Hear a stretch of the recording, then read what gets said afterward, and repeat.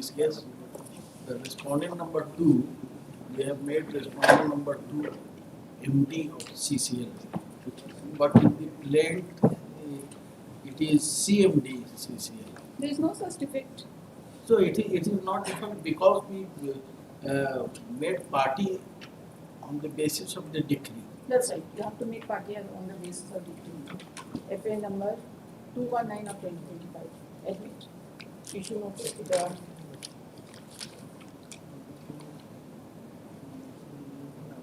respondents for which requisite and speed post be filed within a period of 1 week from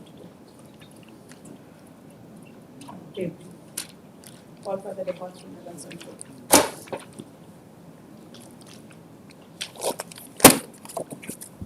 Office to track speed post delivery. Pose this case on 11th of February. Let this order be communicated in fax to the concerned. Item 23, first appeal 223 of 2025.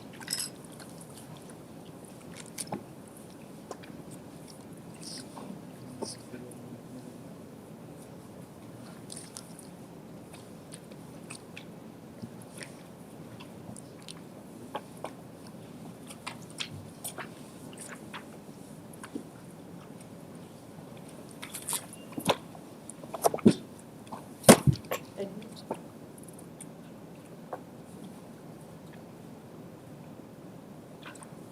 Issue notice to the respondents. Same order. Since the counsel for the appellant is absent, let the soft copy of this order be communicated to the appellant, counsel for the appellant for compliance. Preemptive order हमने इसमें 1 week किया था, इसमें 2 weeks.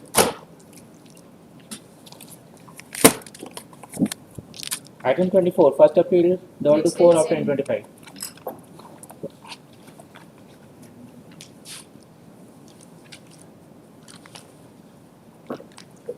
इसमें absent है, इसमें absence record.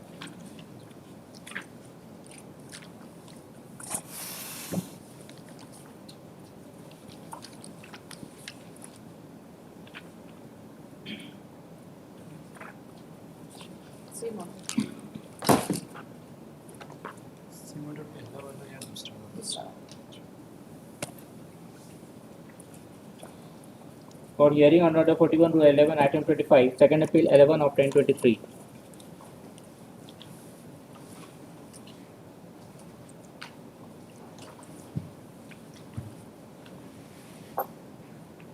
You just may see the last one because you mentioned partially.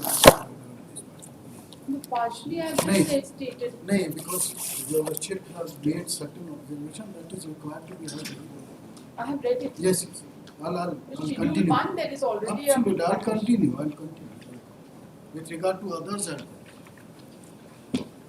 now here is a case where you will check the genealogical table may kindly be seen because that is the dispute between the parties. Now, appellate judgment itself mentioned the genealogy. 3 genealogical tables. There are in fact, there are 3 sets of genealogies which are there. Now, the plaintiff plaintiff had given a genealogy which is mentioned in running page 674. That you will take it up because there is a dispute particularly between the parties who are mentioned in this genealogy and few interveners who had come up, got themselves impleaded, and their genealogy is mentioned. They were impleaded as intervener dependent, and their genealogy is mentioned in page 82, running page. 81 is also one genealogy. Yes, 81. 81, 82 in fact, the genealogy which has been mentioned in 82, the person 81 is also denied. The genealogy of 81 is also denied. So that first genealogy may kindly be seen. Our case was, we were the original plaintiff. Now, who am I? The appellant, the present appellant is absolutely at the extreme right bottom portion, Mahendra Pandit. He is the plaintiff.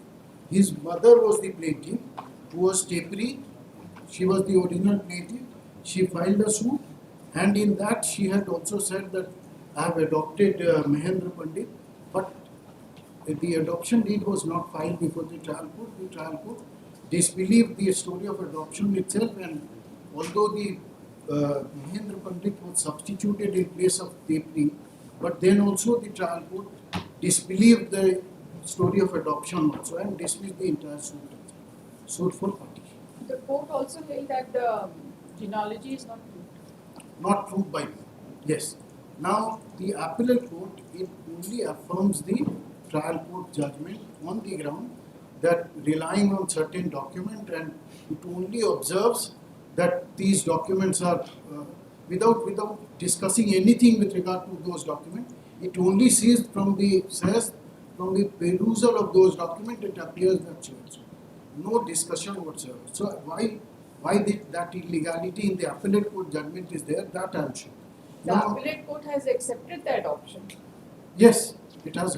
It has accepted. on additional evidence. Yes. It because we produced The certified, the therefore, registered copy. Now accepting that the Mahendra Pandit was rightly adopted, now I step into the shoes of the original plaintiff. Yes. But still the suit has been dismissed, particularly with regard to other three schedules, that is 2, 3 and 4. And the ground is, the genealogy may kindly be seen. I'll clarify the genealogy and then I'll refer to other portions also. Now our story was that there was one Sukho Pandit who had 4 sons.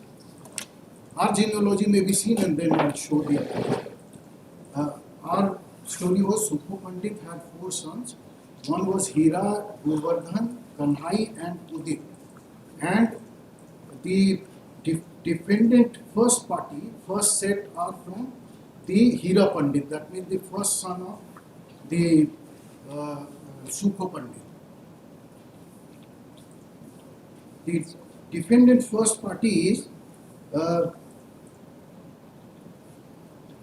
my own branch. My own branch means this Bhuvan recorded tenant and Bundo Pandit Purni Matain is the just besides my name, their name appear. So they are the defendant first party.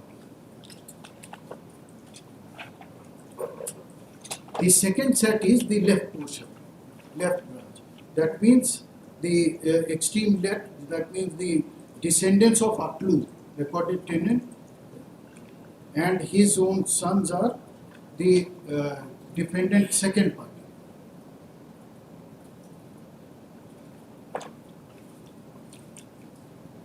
Defendant third set is the top of my genealogy, that means the from the third son, namely Kanhai Pandit, their descendants, they are the defendants third set.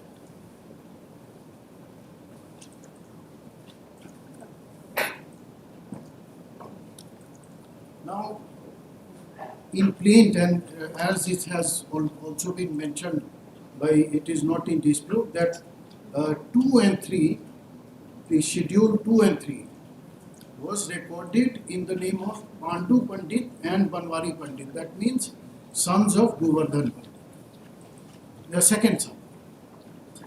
The properties were recorded in the name of Dukhan Pandit and Gangia Panditain, who are the descendants of Govardhan Pandit. Schedule 2 and 3. Yes.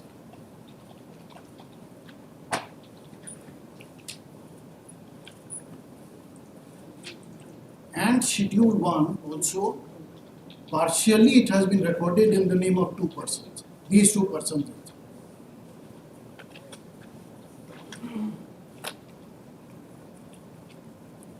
In the name of others as well as this Dukhan and Gangia.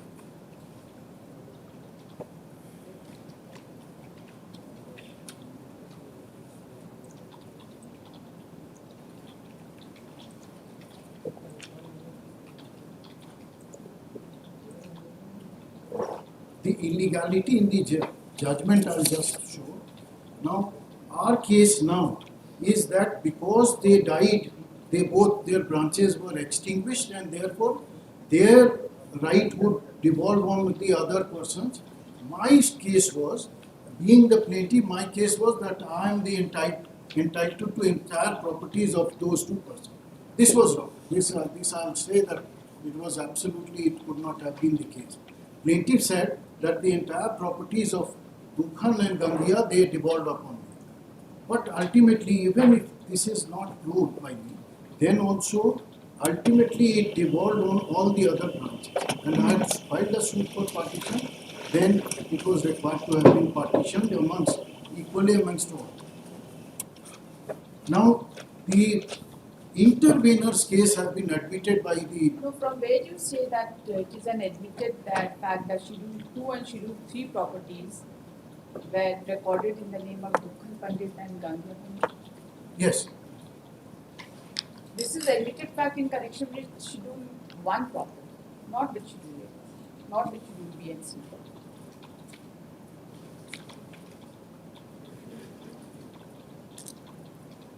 Next page, page 75, my statement may be seen, and this recording is not in dispute.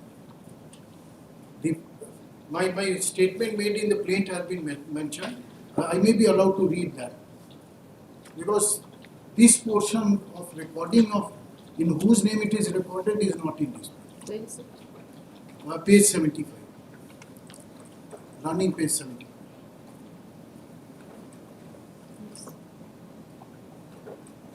The plaintiffs have further described fruitland in Schedule 1, Moja so and so, Moja Baswaya so and so, 3A and so, and have further pleaded that the land of Schedule 1 stands recorded in joint names of Aklu Pandit, Rameshwar Pandit, sons of Keshwar Pandit. This branch, Schedule 1, stands recorded in the name of Aklu Pandit, Rameshwar Pandit, sons of Kesar Pandit, Bhuvan Bandhu Pandit, sons of Kunjo Pandit, Dukhan Pandit, and Pandu, Dukhan Pandit. Dukhan Pandit is the son of Pandu Pandit, who is the descendant of Govardhan. And land of Schedule Son of and Musammat Gangia Panditain, widow of Banwari so and so and so and so. So therefore, their names were also recorded in Schedule 1 also. Look, that's right. Schedule 1 we are not concerned because that has already been allowed in your Yes, yes. So far as Schedule 2 is concerned, 2 and 3, yes. it is Schedule in 2, Dakal I'll of read. Gangia Panditain, Yes. not in joint name of Gangia and Pandu.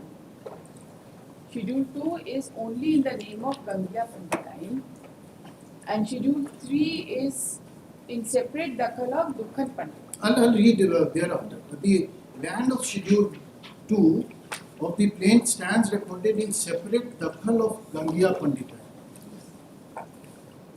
Only Gangia. Yes, only Gangia. So if she dies, then upon whom the property would be? That is the question, because she died issueless. There were no further descendant to her. So it was only in the name of Gangia, and then land of Schedule 3 stands recorded in separate Dakhal of Dukhan. The land of Schedule 4 of the plaint stands recorded within the joint possession of Aklu, Bhuvan and Bandhu Patil. So, I cannot say that merely because my name is jointly recorded and therefore I am related, that is not my case. My case is, now your Lordship may kindly see the genealogy which was produced by the intervener defendant, whose genealogy has ultimately been accepted by the trial court, and without any thing it has been accepted to be true by the applicant. Page 82.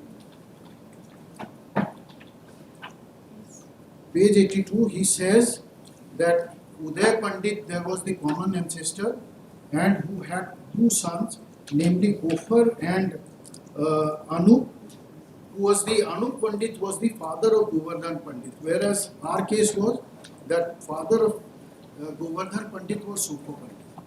This was our. Now he says Anup Pandit was the father of Govardhan, and then their story has been given. Other things are being after Govardhan.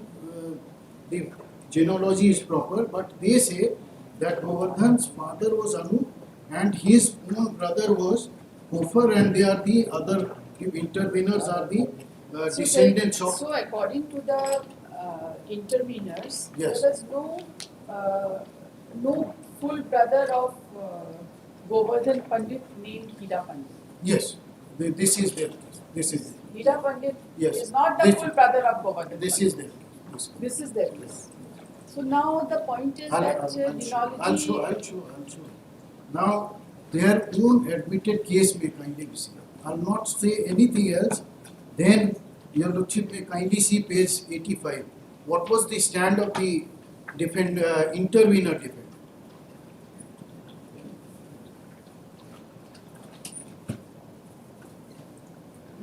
It is at page 85. The intervener defendant, they have said earlier statement there starts, but I am referring to this page 85 statement, second paragraph. The intervener defendants further pleaded that only 70 decimals of body second class of land situated at Moja Bada Tan described in Schedule 1 of the plaint are jointly recorded, which are barren and remains Percy. These land actually belong to one Chuni Rai who was recorded as Jamabandi so and so in Wood settlement. And during Macpherson settlement, the said land was recorded under Jamabandi number 1 in the names of, these names may kindly be seen. Now, to whom the property ultimately goes, this is what is being mentioned. In the joint names of Mohi Pandit, all these names are not there in his own genealogy. Mohi It Pandit, is only in Kunjo connection Pandit. with Schedule 1. Yes. This statement is only in connection with Yes, Schedule 1. yes. So how are we concerned? I'll show why I am trying to show that the persons whose names occur here are Mohi Pandit, Kunjo Pandit, who are Kunjo Pandit, Banwari Pandit, Padu Pandit and Baiju Pandit. These names may kindly be seen. Who are they? These persons may kindly be seen. From our genealogy, firstly it may be seen, and then from their genealogy also.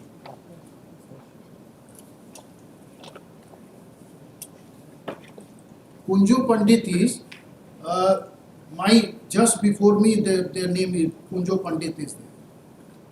Just before me. That means father of Bandhu. Your Lordships have got it. I'm not able to get it. How Do I formulate a point of substantial question of misconstruction law? on the basis There is of no misconstruction. On the basis court of- records that you have not been able to prove your genealogy. but the appellate Which court. all documents and which all evidence should I reappreciate? to come to a point? No document whatsoever establishes. And the appellate court, I'm particularly relying on the appellate court's form, the manner in which the appellate court has done. Therefore, I'm just No, pointing out what it from says. where do I get that Hira Pandit was full brother of Govardhan? That I'll show. Therefore, I'll show. Now, what it says that these are recorded in, it is their own statement, and the persons who are they? They are Mohi Pandit, Kunjo Pandit may kindly be seen first. Kunjo Pandit is Bandhu Pandit's. That means Bandhu Pandit's father. That means my branch. Yes. Yes. He is the Kunjo Pandit, and then Banwari Pandit. Who is Banwari Pandit? He is the son of Govardhan Pandit. Then Padu Pandit is the second son of Govardhan Pandit. And Baiju Pandit, he is the son of Kanhai Pandit. Padu. Second, that means in our genealogy, Govardhan's brother's son. Kanhai Pandit's son, Baiju is Baiju Pandit. Does that Now- mean that they have a common ancestor? Why I am pointing out. Now what it says, Schedule 1 is recorded in the name of Pandu Pandit, Banwari Pandit, Baiju Pandit and Punjo Pandit. This is their statement, their own statement. And to whom the property, subsequent line is very important. Thereafter, the said land was recorded under Jamabandi number 1 in the name of Aklu Pandit and others during the survey settlement known as so and so. Who is Aklu Pandit?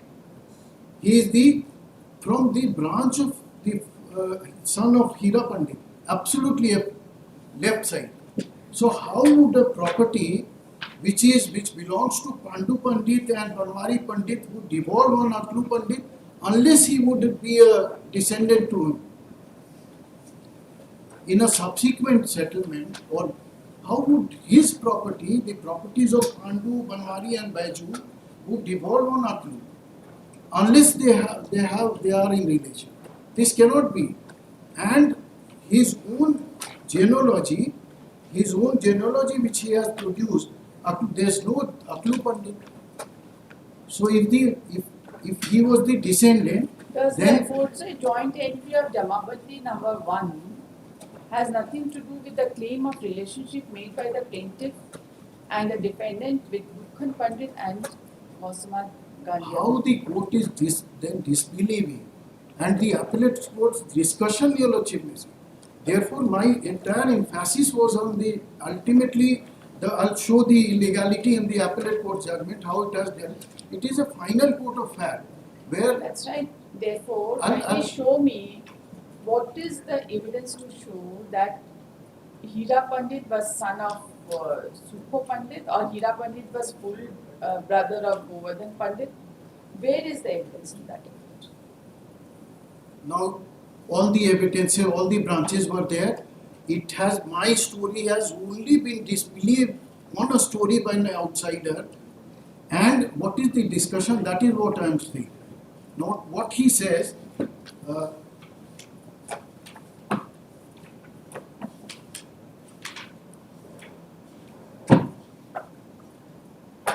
The discussion also.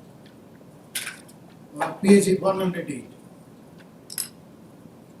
Therefore, all these things which I placed before the Lordship was only with regard to that ultimately the manner in which the first appellate court has dealt with the matter, my ultimate prayer would be that it has to go back to the first appellate. This was the ground on which I am trying to point it out.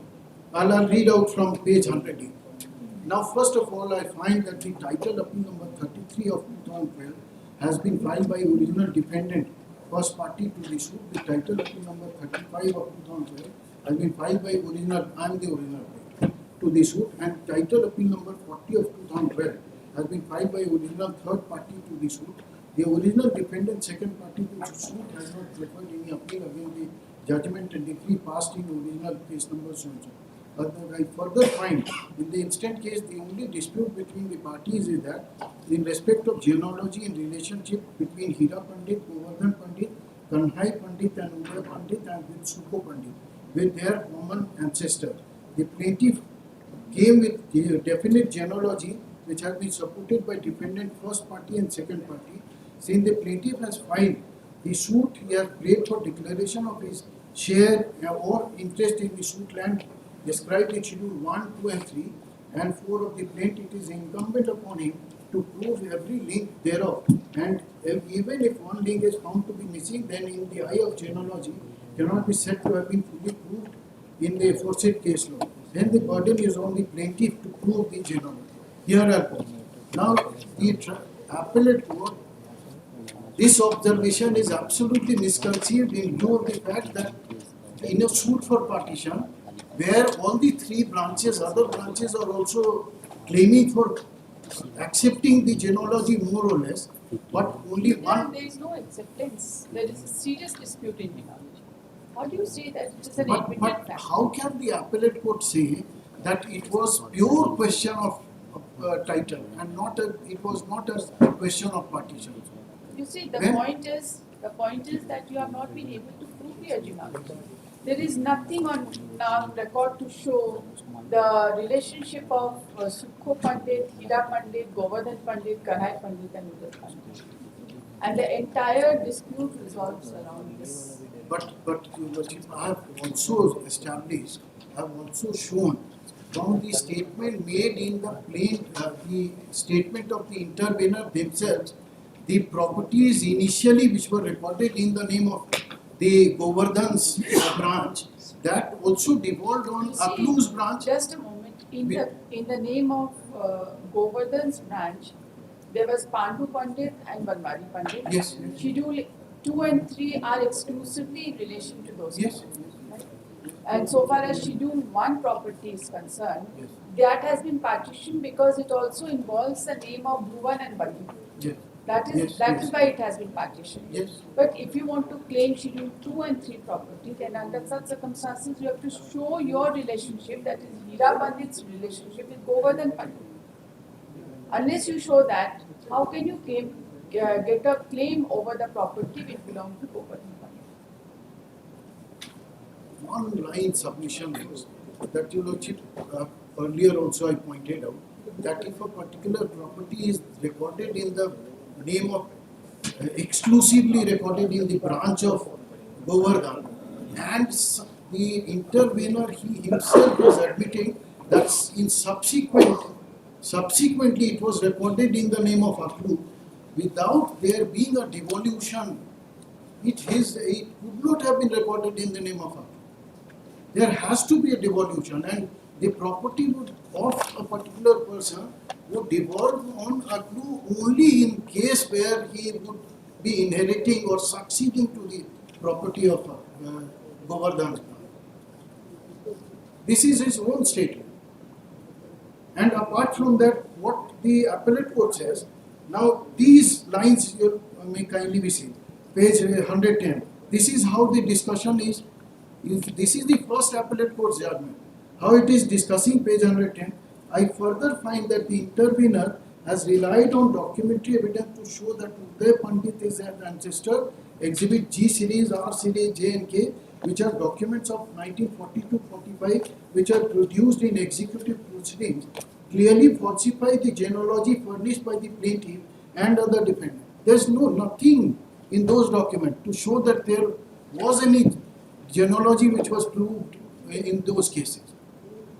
And it says, it has been pointed out that father-in-law of Purani Panditai, namely Bhuvan Pandit, was a party to the proceeding in revenue case number so and so. Hence, it is not true to say that this document is a forged and fabricated evidence. In the light of aforesaid case law, I am of the view that the documents of intervener defendants have relevancy to decide genealogy of the parties, and these documents of intervener defendant falsify the genealogical table furnished by the plaintiff and other defendants. It appears from the documentary evidence of intervener's defendant that Banwari Pandit, husband of so-and-so, and Padu Pandit so-and-so were the sons of Govardhan Pandit, who were the son of Anup Pandit.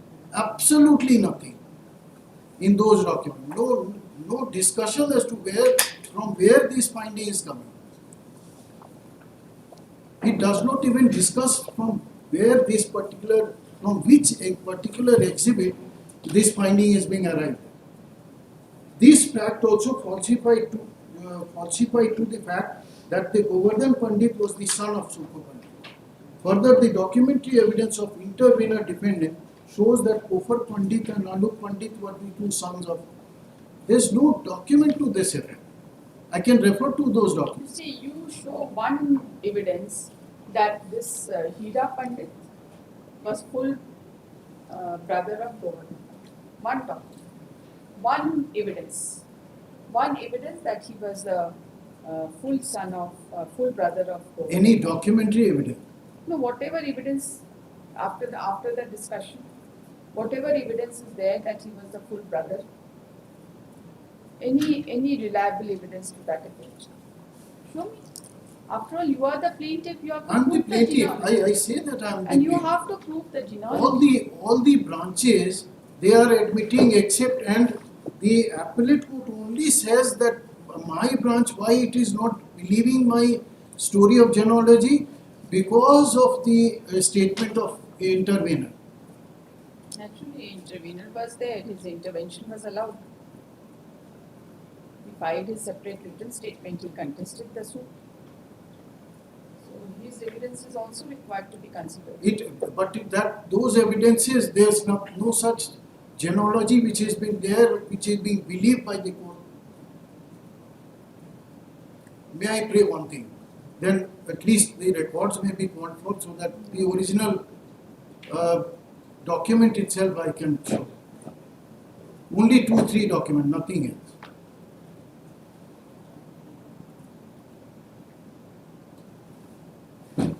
Because it was a partition suit where my claim is being denied.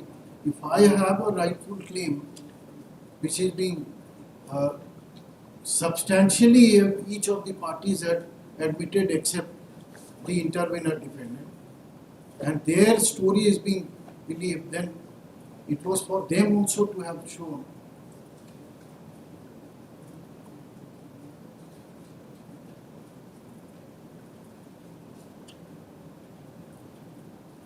Then tomorrow, Your Lordship, I'll only pray then tomorrow.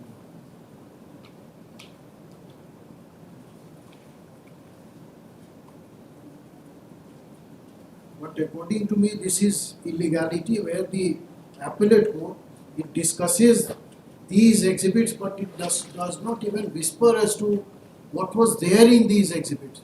From where this finding is there, the appellate court is arriving at. It only mentioned the exhibit and without mentioning as to what is there in those exhibits, as to from where he is coming to this particular finding in page 110. I can show from these exhibits, exhibit G series, R series, J and K, with the which has been relied on by the appellate. There is no such genealogy which was in dispute earlier.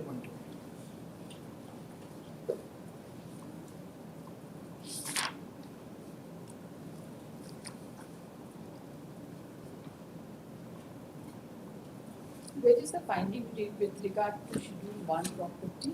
Schedule 1.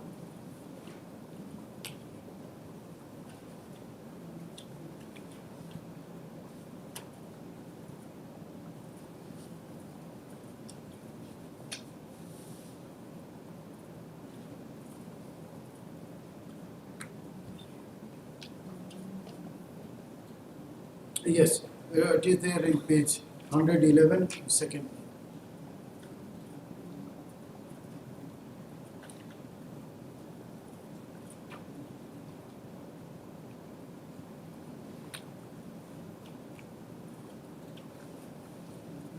You see, with respect to Schedule 1 property, you got to page 111. 100? 111. And you turn at your genealogy. Thus, I am of the view, then That the learned- property, Schedule 1 property is recorded in the name of Aklu, Yes, right? yes, Then you have Rameshwar, his full brother. Then you have Bhuvan Pandit, his cousin, first cousin, right? Then you have Bandhu Pandit, his first cousin. Then you have Dukhan Pandit and Ganglia Pandit yes, and Hira Pandit. yes, Right? yes. Now, the court has partitioned the property amongst all of them. Yes. Again, amongst the descendants of, I find and hold that the plaintiff is entitled to 3/16 share. The defendant first party is 3/16 share. Defendant second party is 3/8 share. And defendant third party is 1/8 share. And intervener is entitled for. Yes, I stand corrected. This was my fault. This was my fault. I had ignored this portion. I had overlooked in fact. It has partitioned amongst the interveners also, Yes. and interveners have also been given a share, whereas in So we have with also been respect to given. Schedule 1 property, Yes. the intervener has been given a share. So there cannot be any doubt that they are all related to you. Related. Share would be a different thing altogether, Yes. to the extent of share. What it So, yes. so intervener's contention that you are not related to the property is not right. Yes, I stand corrected. This was my fault. So, if in one schedule, if has been given, then in other schedules the court could not have disallowed the partition. Right? Yes. So you formulate the question now. Formulate the question. Yes, whether the courts below, particularly whether the first appellate court, while allowing partition with regard to Schedule 1 property, has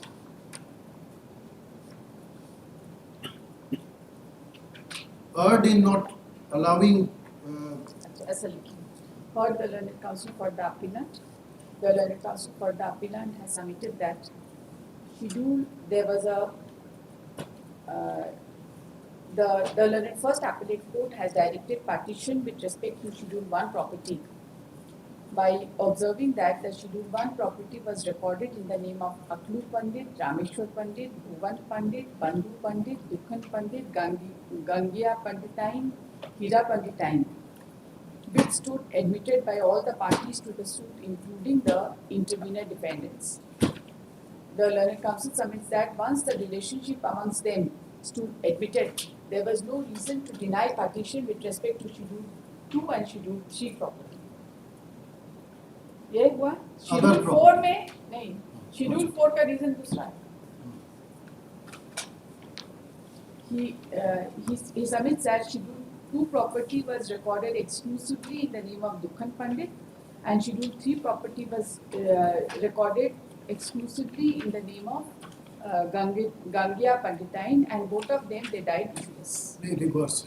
Schedule 2 is in the name of Gangia and Schedule 2 in the name of Gangia Panditine and Schedule 3 in the name of Dukhan Pandit, and both of them they died issueless, and therefore the property was to devolve in the other branches of Govardhan Pandit, right? Yes. So the question would be whether by Schedule 4 is a different reason. They say that the boundary etc. has not been mentioned with respect to Schedule 4. No document has been filed relating to Schedule 4.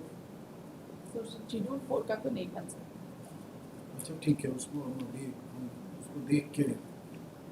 Yeah. And with However, regard with to- respect, it transpires that the learned first appellate court has recorded that the parties have not filed any documents relating to Schedule 4 of the property.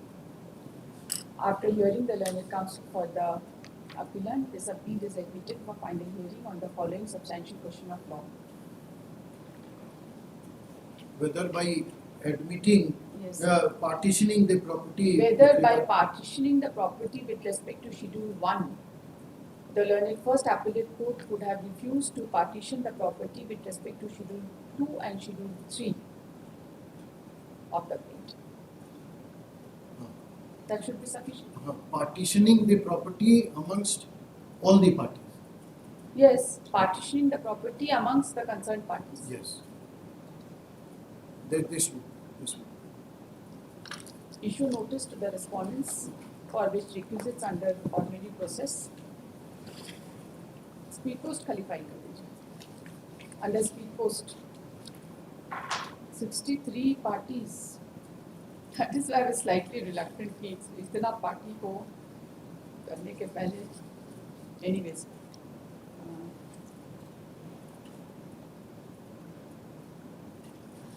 Issue notice to the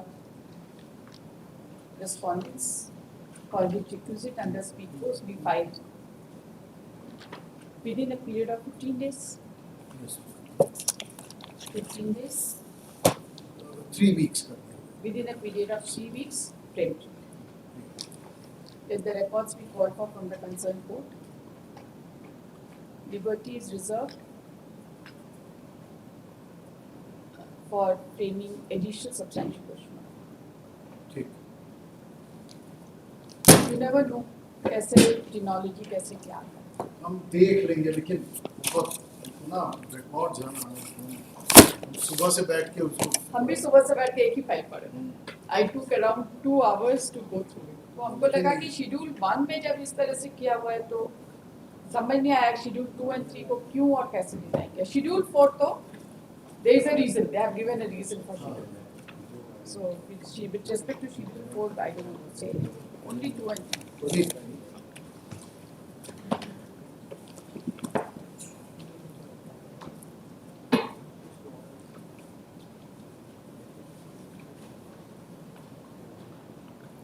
Post on 25th February.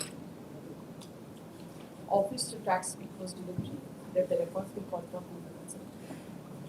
Item 26, second appeal 171 of 2023.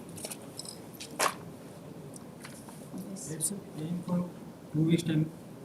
Plan number 1 is died. When did it happen? 7/1/2026. Sorry? 7/1/2026.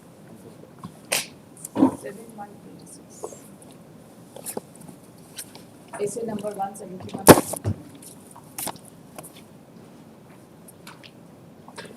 Counsel for the appellant submits that appellant number 1 has expired on 7/1/2026. Seeks adjournment.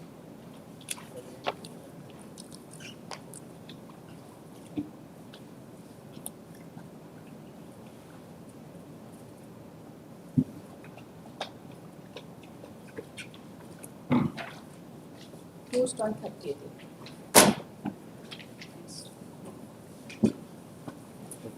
Please sit.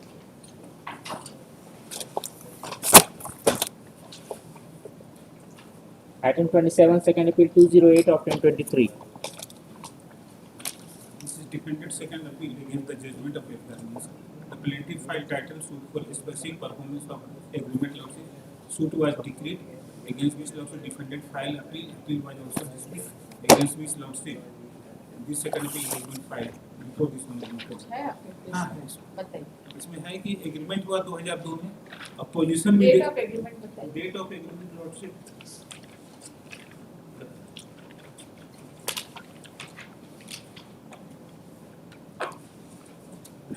5/3/2002. Yes. और उसके बाद उसी दिन position दे दिया which is required to be registered according to amended section 17 laws. This is my only case laws. Specific performance है ना. Specific performance में 53 एक अपनी थोड़ी ले रहे हैं.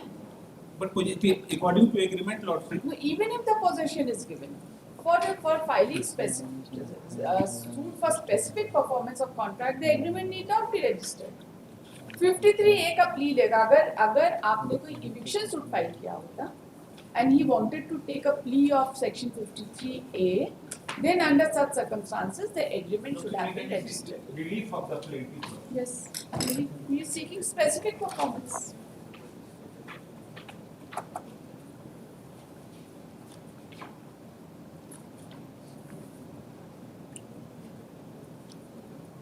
I am reading laws. Yes. Directing the defendant for a specific performance of contract as per deed of agreement for sale dated 5/3/2002 with respect to suit property described in the schedule below, directing him to execute and register a regular sale deed in favor of the plaintiff with respect to said property within a time to be fixed by the honorable court, failing which the said sale deed may be executed and registered before the district sub-registrar in Jamshedpur after accepting the balance consideration amount of ₹700 to be deposited with the plaintiff. For permanent injunction, Injunction हो सकता कोई मतलब थोड़ी है. restraining the They say defendant the from transferring. only specific वो तो restraining the defendant from transferring ये सारी these are all incidental. What has been granted is the specific performance of contract. For the purposes of specific performance of contract, the agreement need not be registered. And the fourth query for position of the suit इससे property. कुछ नहीं, सबसे कोई मतलब तो यही हमारा नहीं. देखिए, second appeal number 208 of 2023. For the learned counsel appearing on behalf of the appellant. This appeal has been filed against the judgment and decree dated 36/2023, bracket decree signed on 7/7/2023, bracket was filed, passed by learned District Judge Roman Court East Singun Jamshedpur, whereby civil appeal number 100 of 2020 has been dismissed, and the judgment and decree dated 19/8/2013 within bracket decree signed on 26/8/2013, passed by learned civil judge within bracket senior division bracket court at Jamshedpur in bracket number 115 of 2002, has been upheld. The suit for specific performance of contract was decreed, and the learned first appellate court has affirmed the judgment passed by the learned trial. The learned counsel for the appellant, while assailing the impugned judgment, has submitted that only one question of law arises in this case, that the agreement of sale dated 5/3/2002 was not capable of execution as the same is an unregistered document. According to section 17, one capital A is required to be registered. He submits that according to section 17 with One one dash capital A. dash capital A like Registration Act.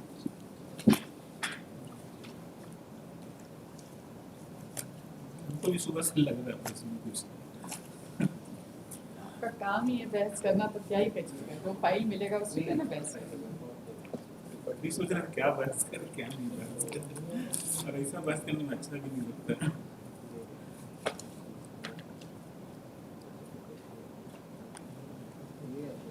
The document containing Yes. contract. Under section 17, this is bracket 1 capital A of the Registration Act 1998.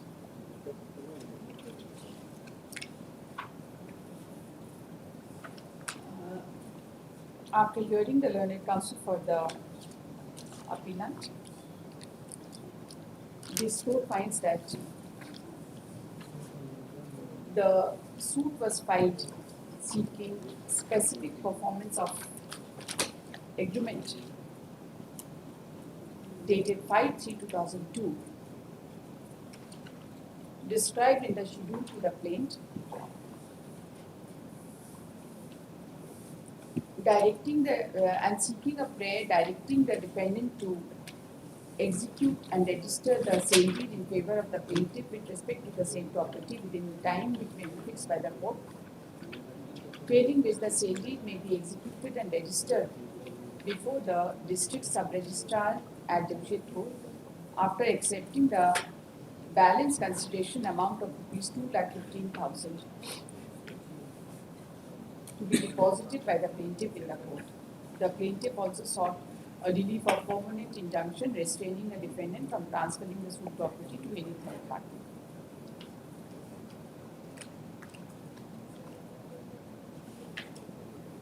The plaintiff also claimed for possession of the suit property after execution and registration of the required sale deed. This court finds that the suit was contested and the learned courts, after considering the materials on record, the learned trial court, after considering the material on record, has decreed the suit. The learned first appellate court has affirmed the judgment of the learned trial court. Considering the point argued by the learned counsel for the appellant, no further discussion in connection with the findings of the learned court so far as grant of specific a grant of relief of specific performance of contract is required, inasmuch as the sole point argued is that the agreement dated 5/3/2002 was, being an unregistered document, was inadmissible in evidence in terms of section 17 within bracket 1 capital A of the Registration Act.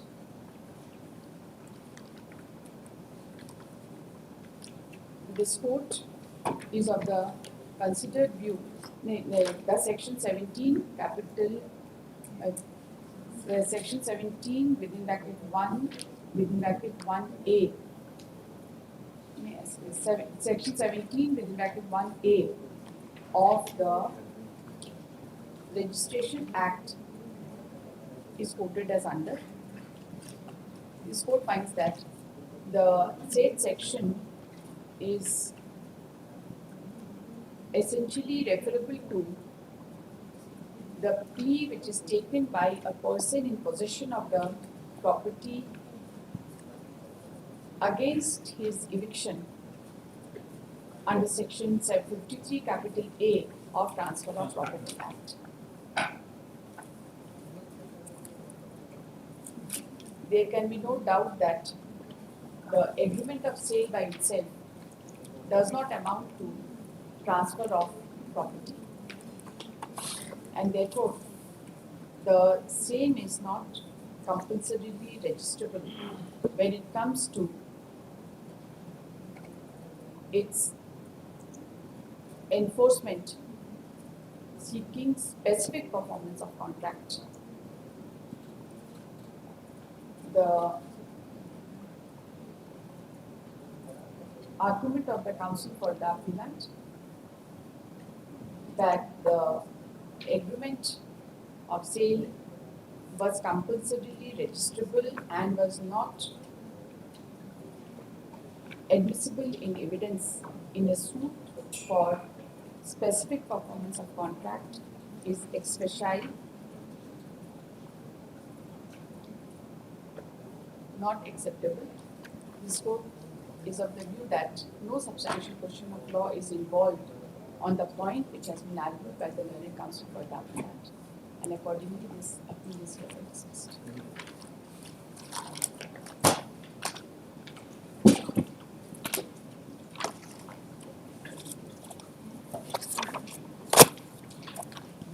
Item 28, second appeal 249 of 2023.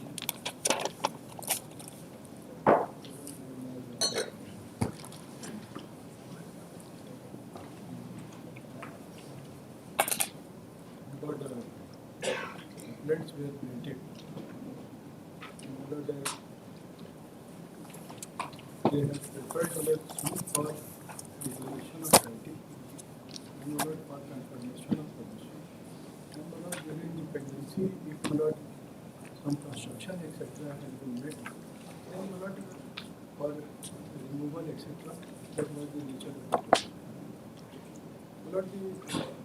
The petitioner the plaintiff here, he is claiming his rights by virtue of the registered salary number 2, number 2. He had purchased the property way back in 1970 by way of registered sale. Thereafter, she issued a gift deed in the year 1986 in the favor of appellant number 1, who is the wife. And pursuant to the purchase made in 1978, the rent receipts were issued, the license slip was issued, and also after discussion of the deed also, the mutation was made in the name of the appellant number 1, the rent receipts were issued. My case is that in the month of The suit has been dismissed under section 34. Section 34 they have taken reference. But No, that is the ground for you see if the suit is barred under section 34 of the specific relief act, Yes. then under such circumstances nothing is to be I'm seen. coming to that. Trial court has said that the suit is barred under section 34. Yes, but that is that. Appellate court has affirmed that point. Yes, but I'm coming to that. My case election that in the month of December, on 15th of December 2012, when they started disturbing us, then I informed the police, and in the month of February 2013, when they become curious, I instituted this.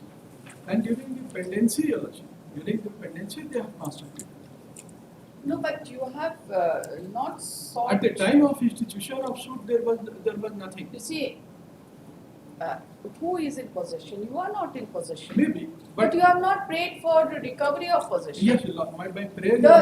It is immaterial when the construction began. My Lord, may kindly see my prayer.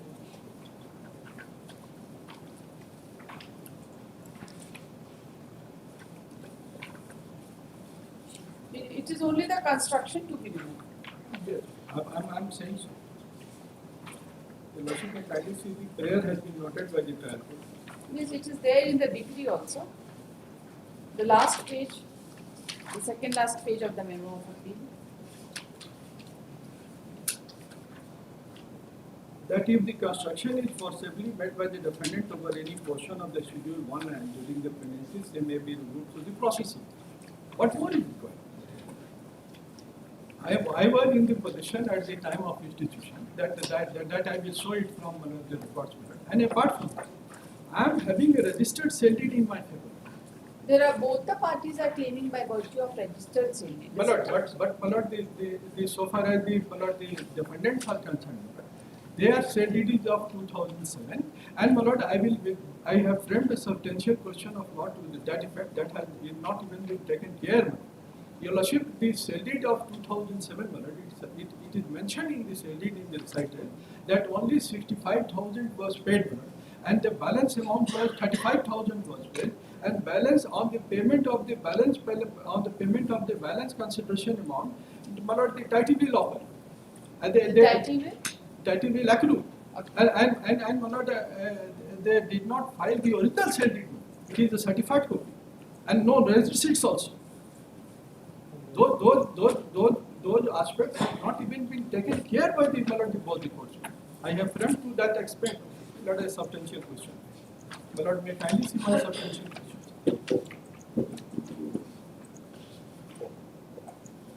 My lord, D I have framed specifically, my lord, where the learned appellate court by passing between judgment and decree. My lord, may kindly see page 15. Yes.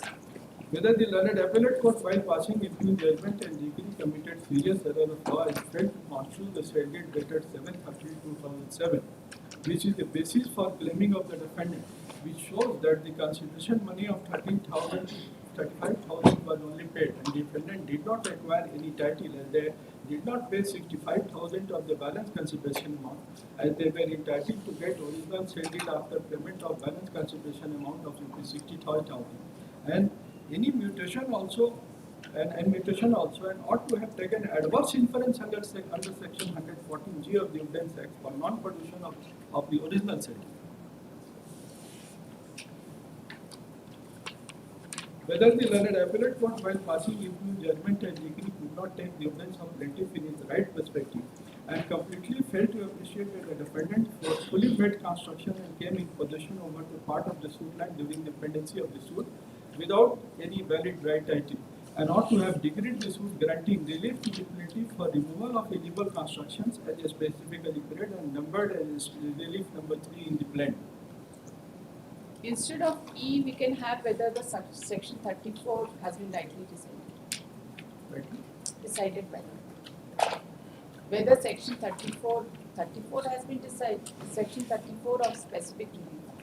No, it has not been rightly decided. Well, So therefore a question of law to that effect can be made, instead of framing it in the manner E, because this has a bearing in with respect to section 34 only. Your suggested substantial question of law number E has a bearing on section 34 only. Correct? In state of recovery of possession, there is a specific rare Roman 3 element. That was sufficient. That was sufficient. That was sufficient. And my lord, the main prayer, your lordship, the main point of law which I have framed, your lordship, whether the approach of the learned appellate court by recording a finding that plaintiff do not have right title possession of the suit despite having registered sale deed and a gift deed, and rent receipts is perverse, and against the ratio laid down as contained in the ratio laid down by the Honorable Appellate Court in judgment of Asghar Warid versus Mozambique. For the learned counsel for the appellant, this appeal is admitted for final hearing on the following substantial question of law. एक A कर देंगे, ये कर दिया जाए, एक B कर देंगे, D कर दिया और D भी करेंगे. Sorry D. B ने की है, D की है. B का क्या काम है?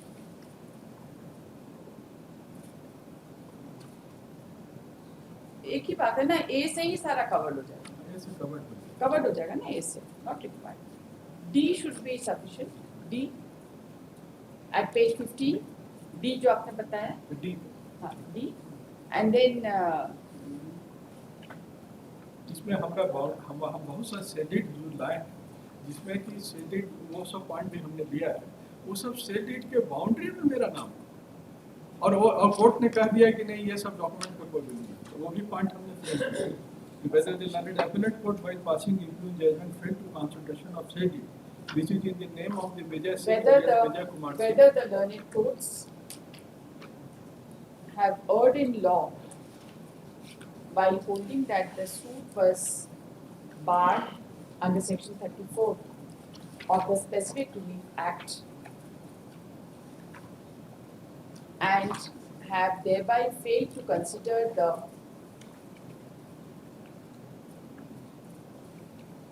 prayer made by the plaintiff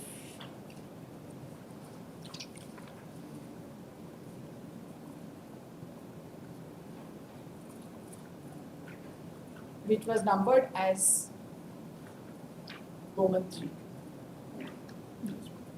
हो जाएगा इससे? Yes, that is the actually the point of yes. Issue notice to the respondents for which requisite under speed post be filed within a period of 1 week. ज़्यादा लोग तो है नहीं, within a period of 1 week framed. Let the records be called for from the concerned court.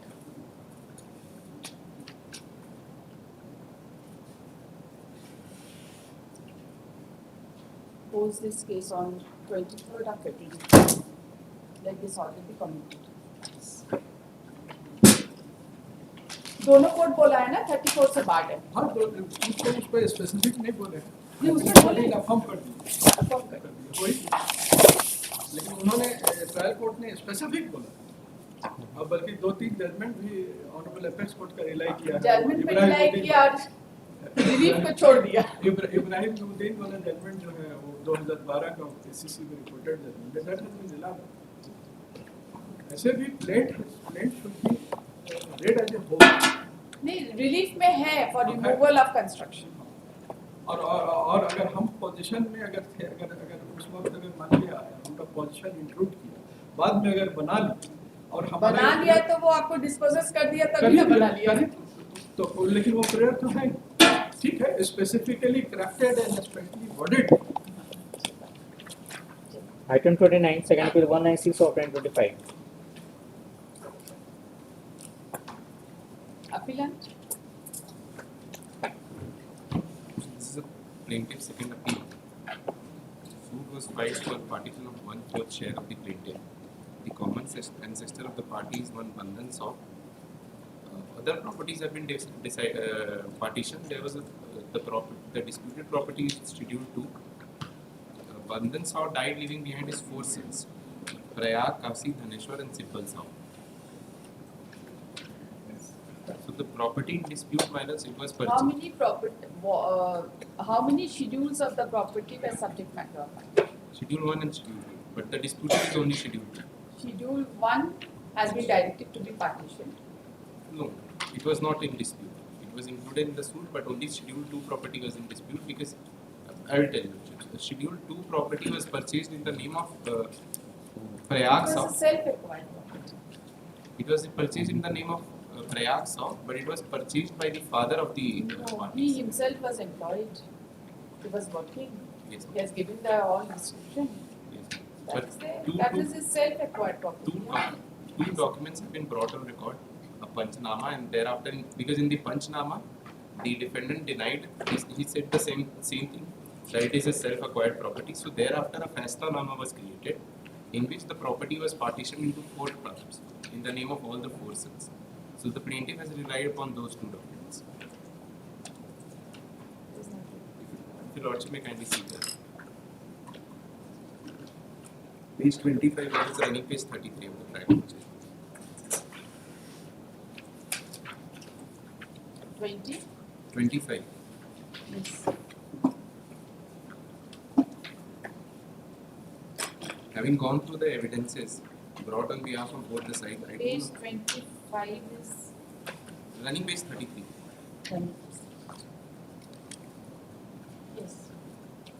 Having gone through the evidence brought on behalf of both the sides, I do not find there is no dispute in between the plaintiffs and defendants regarding an important fact that the sale deed of disputed land is in the name of Prayag Saw. The dispute is between the parties that Bandhan Saw had purchased the disputed land from his own earning in the name of his elder son Prayag Mahto or not. The plaintiff is claiming his 1/4 share of the suit land on the basis of above fact, and on the other hand, defendants have denied the same and pleaded in their written statement that the disputed land was purchased by Prayag Saw from his own earning as he was an employee of CCL. I do not find that the plaintiff as well as the defendant number 1 to 1F have also filed the certified copy of sale deed number so and so executed in favor of Prayag Saw, which has been exhibited as Exhibit 1A and 1 on behalf of the plaintiff and Exhibit A and A by 1 on behalf of the defendants respectively. Both the sale deeds have been brought on record without any objection, and there is no dispute in execution of aforesaid sale deeds in between the parties of the suit. Now the question arises whether the disputed land was purchased by Bandhan Saw in the name of his elder son, Prayag Saw, from his own earning or not. The plaintiff has taken the aforesaid plea in his claim. In this regard, I would like to discuss the provisions of so and so. If you lordship may kindly come to the plaintiff has filed. The plaintiff has filed Exhibit 3 and 4, which are Panchnama dated 19/4/79 and Fasla of 22/4/1979. Though the aforesaid document plaintiff wants to prove that there was a previous partition of ancestor and purchased land in between his all four brothers and father, he also wants to prove that the disputed land was purchased by his father Bandhan Saw in the name of Prayag Saw from his own earning, and the suit land was also included and partitioned among his four brothers through the alleged Panchnama and Fasla dated so and so. From perusal of Exhibit 3 and 4, it appears that the aforesaid documents are seen to be documents of family settlement. So this fact has been admitted by the This is court. unregistered dismember always. Exhibit 3 is Panchnama goes to show that the said document Prayag Saw, Kasi Saw, Sundar Saw, Dhaneshwar Saw, Degan Saw and Shivlal Saw were requested to purchase for partition of their land into 4 shares. I do also find that there are names of purchase and signatures of Prayag Saw, Kashi Saw, Dhaneshwar Saw and Shivlal Saw, along with the thumb impression of their father Bandhan Saw.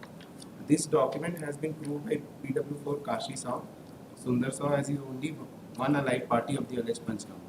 Learned counsel for the plaintiff during course of his argument draw attention in para 2 of the said exhibit, which is the statement of Prayag Saw. On perusal of the same, I do not find that he has stated that there is no title of his 3 brothers in Harayya's land. Prayag Saw has also stated that it is his purchased land and no one will get it.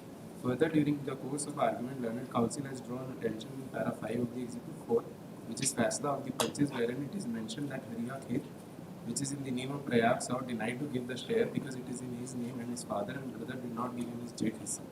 On the other hand, his father Bandhan Saw has stated that it is his self-owned land and should be divided equally among his 4 sons. This document has been proved by PW4 Kashi Saw, plaintiff of the case. So, my lords, earlier in the Panchanama he denied. Thereafter, in the Fasla Nama, he is saying that since he did not get the jet share, he will not share this property because it is in his name.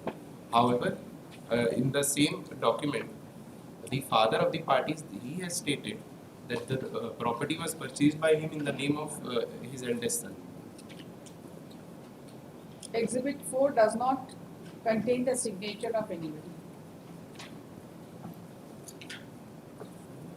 I do further find that there are no signature of any parties in Exhibit 4. But Exhibit 4 was created by the Panchnama. Not in the second appeal. Not in the second appeal. We are Also, minus this violation of Order 41, Rule 31, because if your lordship may kindly take the appellate court judgment, there is no independent adjudication by the appellate court. All the findings of the trial court has been, if I may say it, my lord, it has been just copy pasted. If your lordship may kindly see, word by word, everything is similar. There is no independent adjudication. There is nothing. He was already working to purchase a property in his name. Now you want to partition myself. Essay number 196 of 2024. Heard the learned counsel for document. This appeal has been filed against the judgment dated 27/9/2024 to be that decree signed on 8/10/2024 that is passed by the District Judge Ramgarh in Civil Appeal number 5 of 2023, whereby the appeal preferred by the plaintiff has been dismissed. The trial court judgment is dated 29/3/2023 within bracket decree signed on 10/4/2023 passed by learned civil judge, Senior Division, Roman 6, Ramgarh in original suit number 78 of 2012, whereby the suit seeking partition of Schedule 2 property has been dismissed.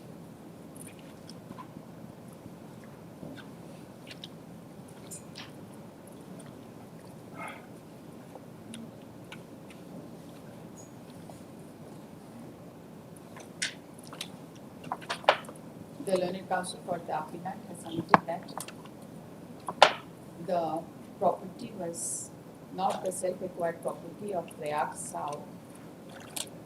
Rather, it was the property purchased by Bandhan Sao in the name of Prayag Sao, who was his elder, and Bandhan Sao was the elder brother.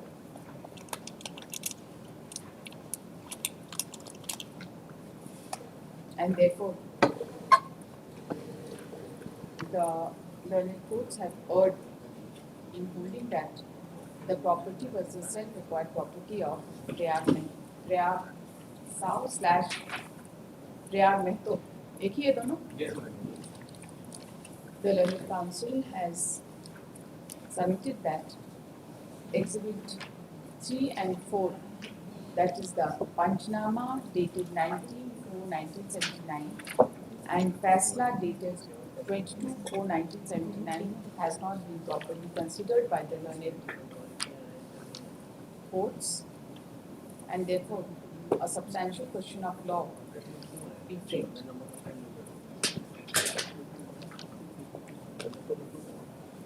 After hearing the learned counsel for the applicant and having gone through the impugned judgment,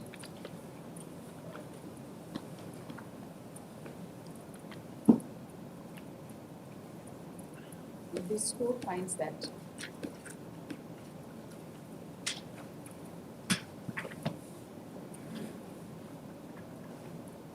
the plaintiff had filed the title suit against Prayag Sao and others for claiming 1/4 share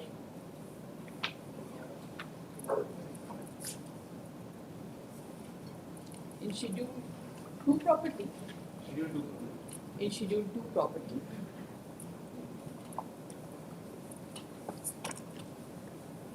It was the case of the plaintiff that Bandhan Sao, father of the parties,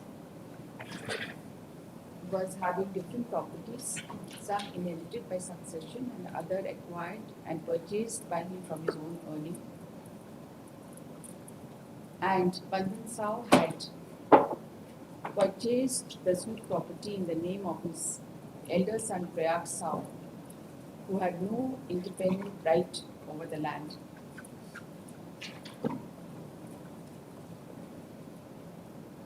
In his lifetime, Bandhan Sao had partitioned both the ancestral and purchased property in 4 equal shares amongst his sons in favor of punches, and all the sons accepted the partition and had signed on Panchnama dated 22/4/1979.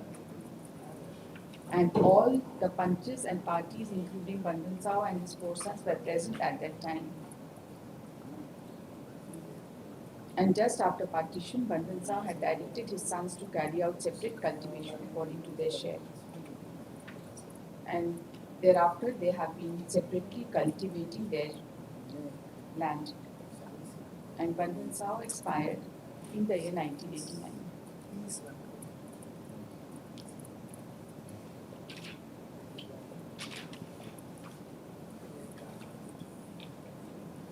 The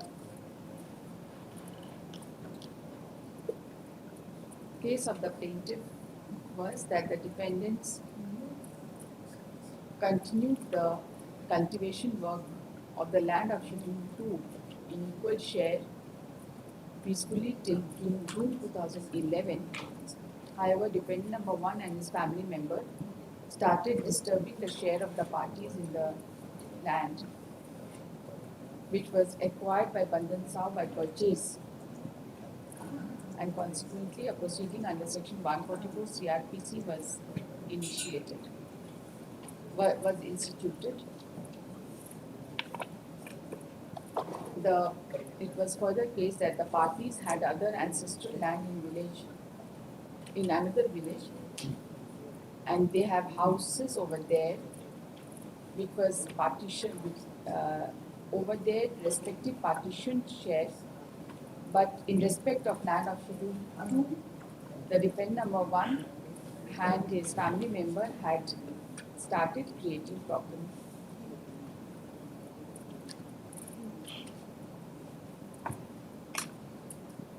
It was also asserted that the Panchnama was signed by all concerned, including Rayab South, and it was accepted and acted upon by all the parties.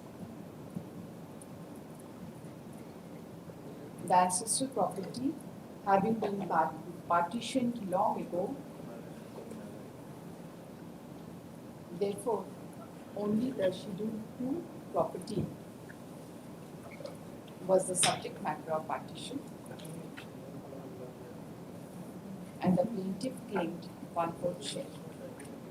The dependent number 1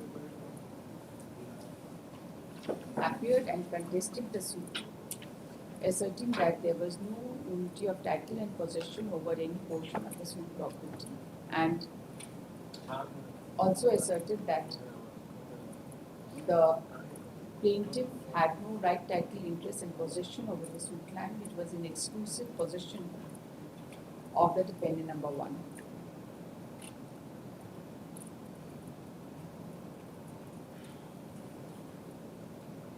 It was asserted that it was false to say that the property was acquired by Bandan Sao in the name of Rayab Sao.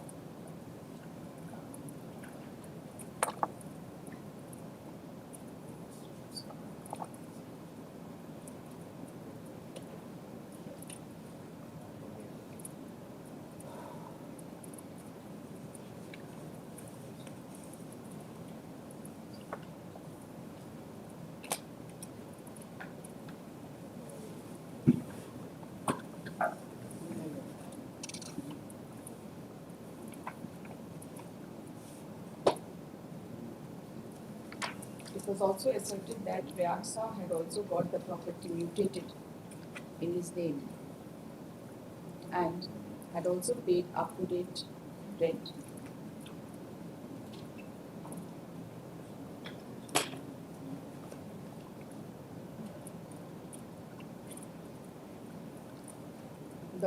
He denied that Panchayati was held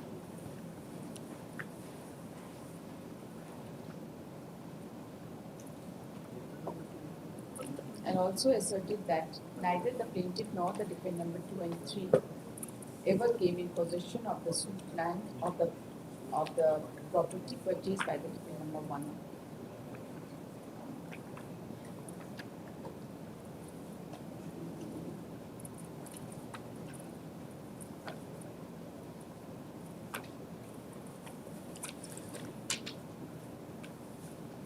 The dependent number 1 also asserted that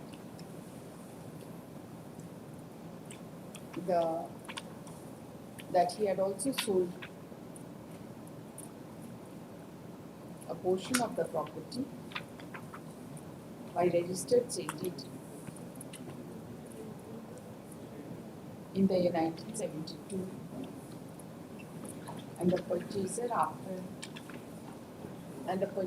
had got his name mutated after obtaining the rent receipt.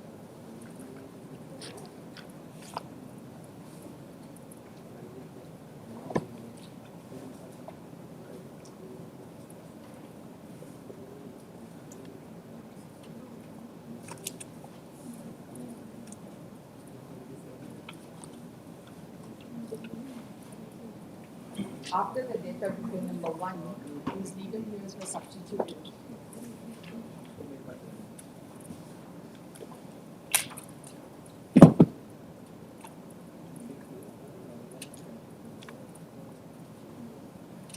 The trial court framed the following issues for consideration.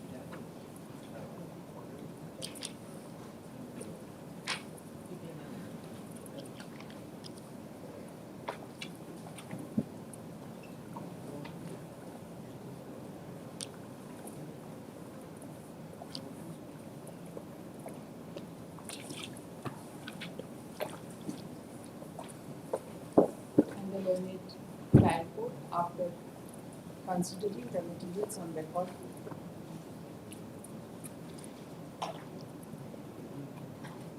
held that the property was the self-acquired property of Reaxa.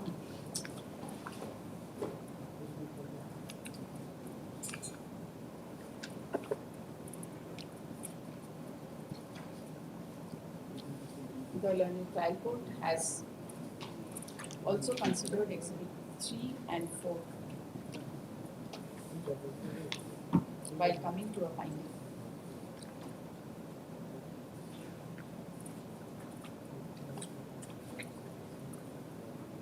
The findings of the learned trial court is quoted as under internal page 25 of the trial court statement.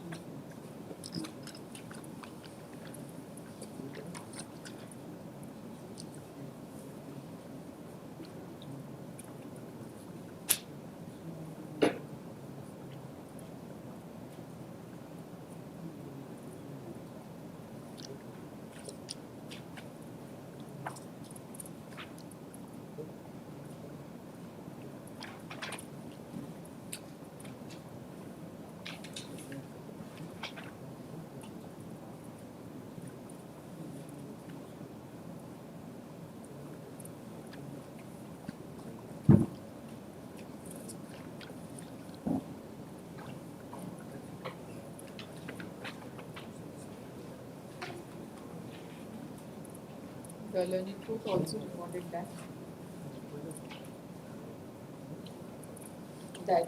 it was admitted that Reaxa was an employee of CCL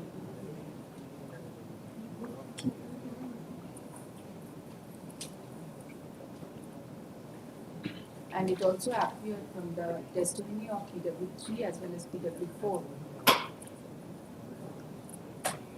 that plaintiff was also an employee of CCL and he had also purchased some land in the name of his wife.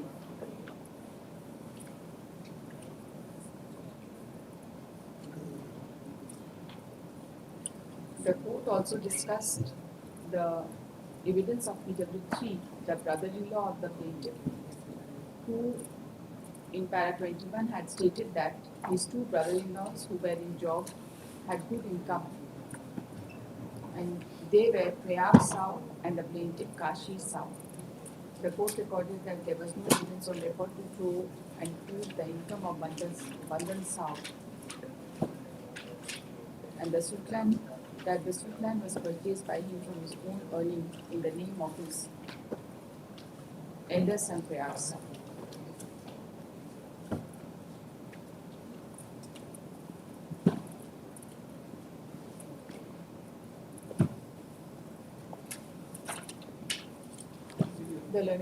The learned court ultimately held that the plaintiff failed to prove their unity of title and possession with respect to the suit property, and the plaintiff was not entitled to 1/4 share. This court finds that the learned trial court has considered the materials on record threadbare, including Exhibit 3 and 4, and has also recorded that there was no evidence on record to show and prove the income of Bandan Sao, who could have purchased the property in the name of his elder son Prayag Sao. And Prayag Sao was admittedly an employee of CCL.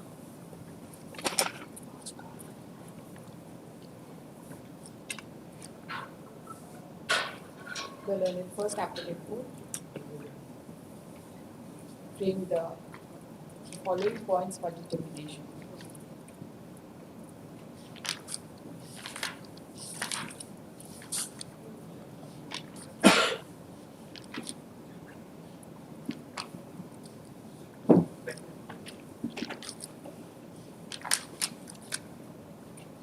In paragraph 12, and gave concurrent finding after considering all the materials on record, including Exhibit 3 and 4.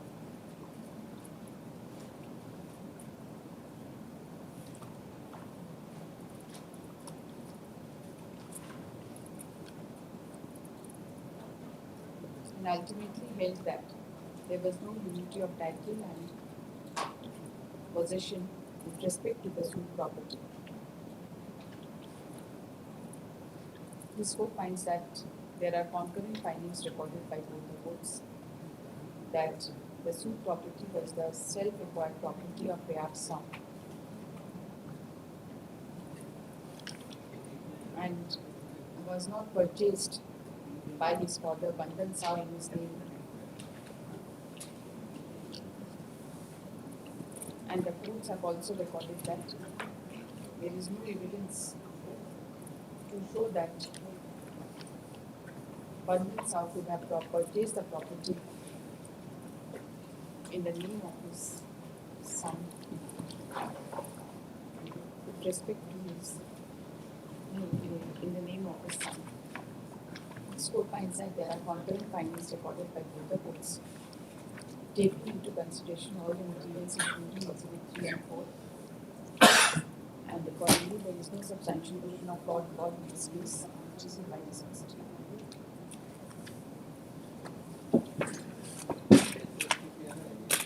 Seniors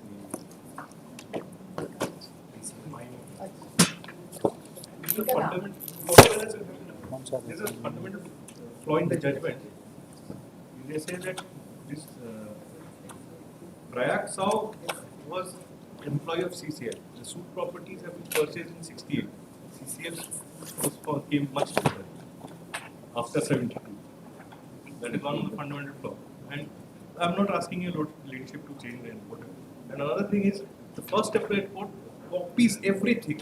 Just it's cut, copy, paste. The trial. See, after taking the totality, the property is standing in the name of a person. Not inclined to disturb that. I've seen it, but not a substantial question of law. In the name, give your Yes.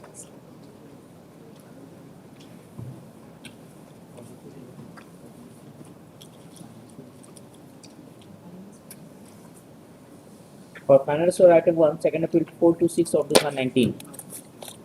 Vikas Roy and supplement.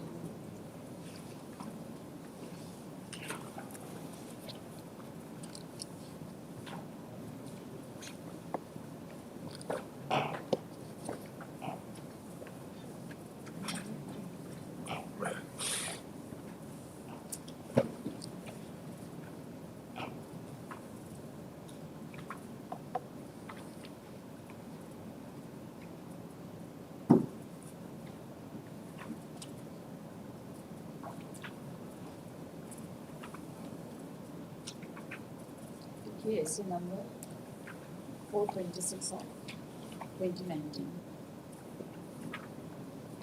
As per the office note, the notice issued upon respond number 1 and 2 through speed post has returned unserved with the report inverted comma incorrect address. The learned counsel for the applicant is directed to take best steps for service of notice upon respond number 1 and 2 at their present and correct address, or to file an appropriate petition seeking substituted service of notice.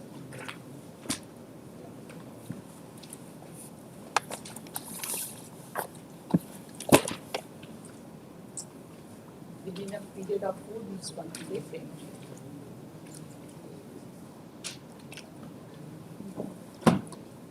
If this order is complied, post this case on.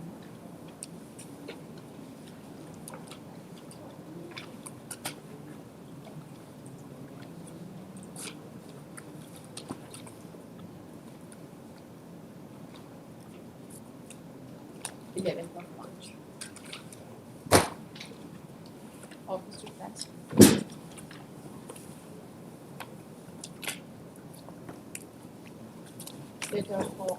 Letter soft copy of this order being forwarded to the council for document for compliance.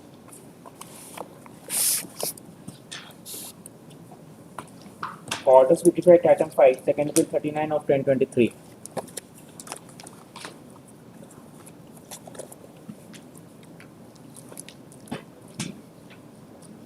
Who's for the appellant?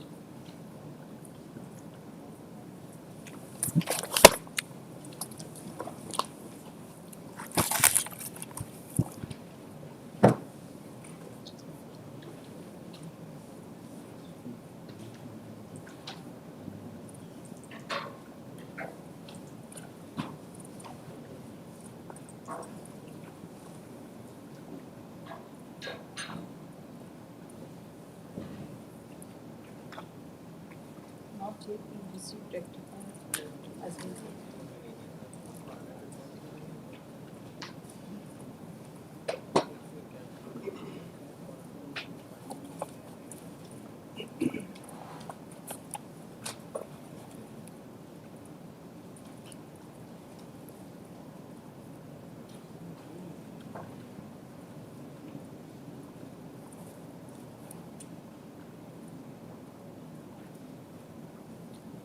Counsel for the appellant is absent.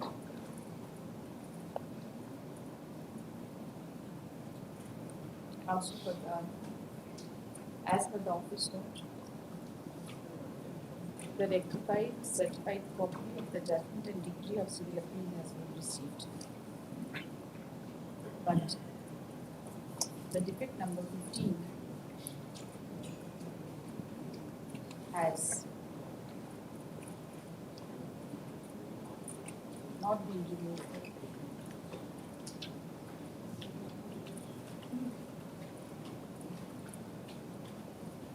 Yes.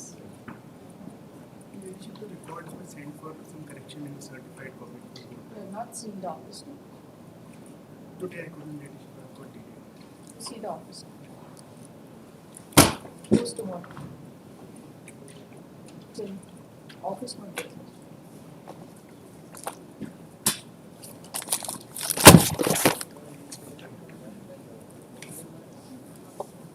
Item 6, second appeal 228 of 2023.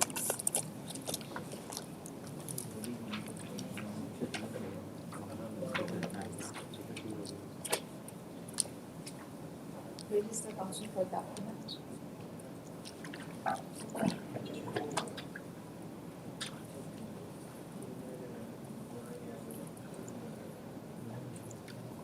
Appellant is absent. It has been reported that this matter has been wrongly listed under the heading for office. Pose this case under applicability due to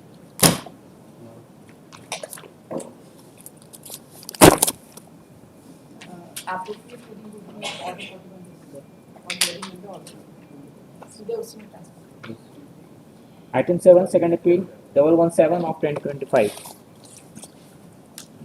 Currently granted for which time is because IA for substitution is filed, but some death certificate could not be filed, so we have applied for death certificate, but it could not be obtained before.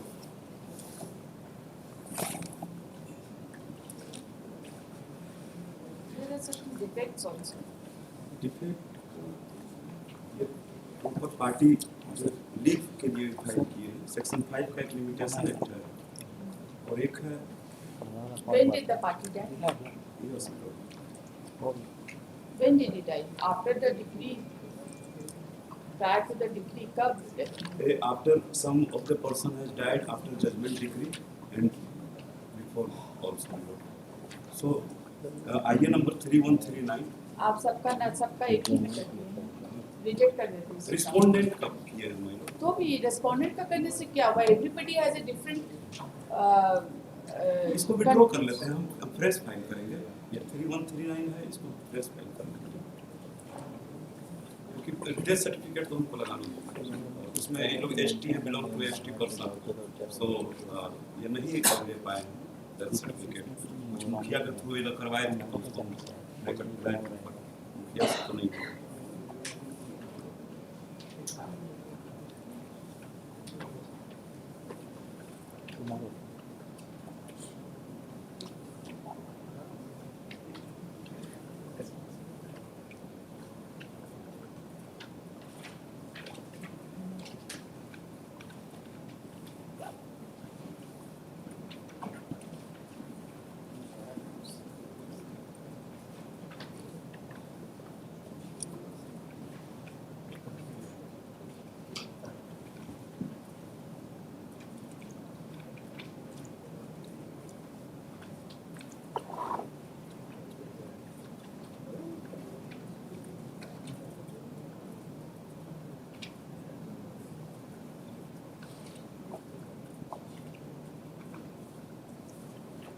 ऐसे नहीं होगा ना, you have to see leave to plead.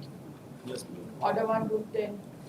Order 29 में और rule 98 में किए थे Jharkhand high court rule 98 में 3139 का लीव पिटीशन फाइल है बट उनको डेथ सर्टिफिकेट लगना था इसके साथ। Leave to appeal कहाँ फाइल की? ये आइए फाइल किए मैं एप्लीकेशन अंडर 3139 ऑफ 2020। 3139 में तो आप सब मिक्स कर दिए, इस तरह से नहीं हम फाइल करेंगे। इसमें डिफेक्ट लगाया सबका था कहानी एक में मिक्स कर दीजिए। तो आइए सेपरेट फाइल तो ये अलग अलग है ना, Yes. Person who dies before, person who dies after. Substitution में बहुत चीजें देखना पड़ता है, आप लोग सबका कहानी एक साथ कर देते हैं, तो मैकेनिकल है क्या? पोस्ट ऑफिस है कोर्ट सब्स्टिट्यूशन के लिए? You can't mix up the cases. कोई 98 में मरा, कोई 2008 में मरा, सबका सेम फाइल कर दिया और सबका लिमिटेशन पिटीशन से कॉमन लिमिटेशन पिटीशन फाइल कर दिया। कैसे होगा? नोट प्लेस कर देंगे। IA number 3139 of 2025 in SA with bracket filing that is number 1574 of 2024. The learned counsel for the appellant seeks permission to withdraw this petition with the liberty to file a fresh one with with the liberty to file fresh petition with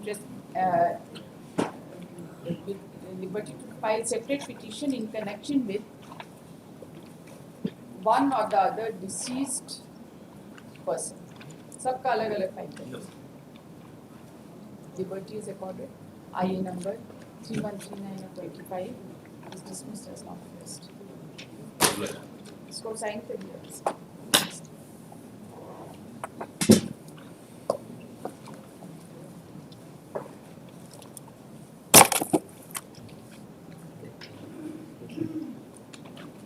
हाँ, case में date आपको कब का दे दें बताइए।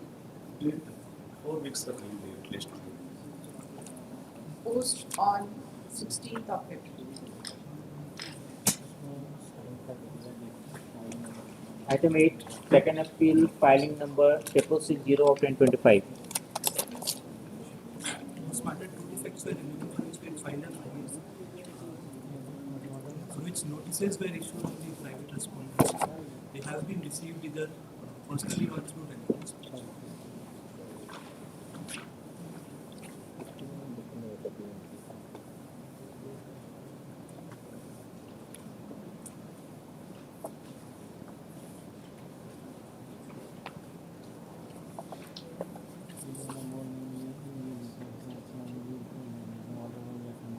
The petition is still defective. Yes, two defects are pending for which we filed an IA for review. You have filed it Yes, on that only the notices were issued. on this Yeah. notice is when you- Since one of the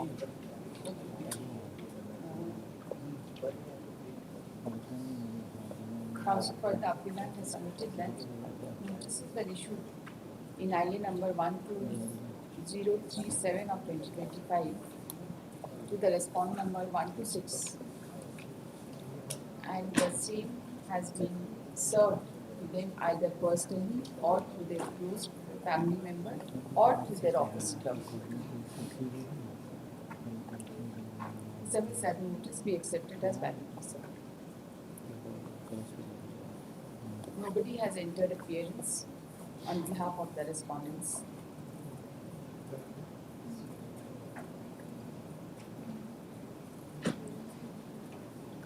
In view of the submissions, the notice upon the respondents is accepted as validly served. IA में क्या किए हैं? What is IA for? So appellant number 1 of the degree under appeal. First appellant in the civil appeal, the first appeal, died during the pendency of the first appeal. He was not substituted there. Just a minute. Let us see the decree under appeal. That is at page number Title appeal. Who died when? first. Yes, first page appeal. 55. Page 55. Mangra, number 1. He died when? He died in May 2019. May 2019. 2019. Correct? During the pendency of? The first No. civil. During the pendency of trial. At the stage of trial? At the stage of appeal, first appeal, Okay, all right. At the stage of first appeal, not substitute. not substitute. Okay. Now, his son, who is Ropa Arao, he has been made respondent number 5 in the present memo Okay. in his place. The appeal was allowed. The appeal was rejected. I have come against the And who are you? I am. Bandhano Rao and Sukrao. Yes, Bandhu Rao and Sukhdev. Who is appealant? Where is appealant number 4? Number 4 is DC. No, no. Appealant number 4. Before the He has first been made appeal. a pro forma respondent. Bija Rao. He is respondent number 6. Respond number 6. And 5 is the son of appellant number 1. and Mangra Rao, his legal here is Ropa, respondent number 5. number 5.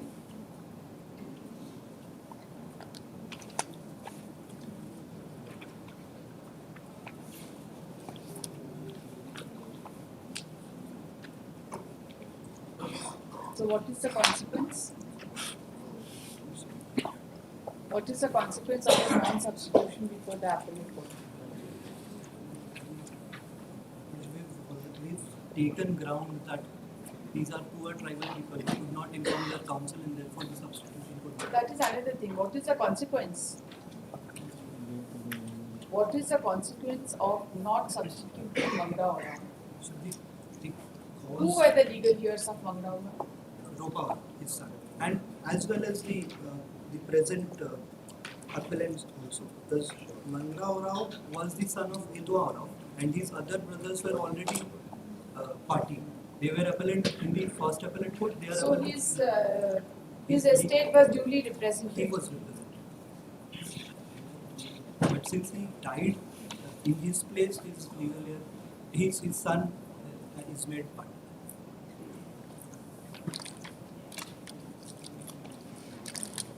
After hearing the learned counsel for the appellant on IA number 12037. 12037, the defect number 183 and 184 is ignored for the present.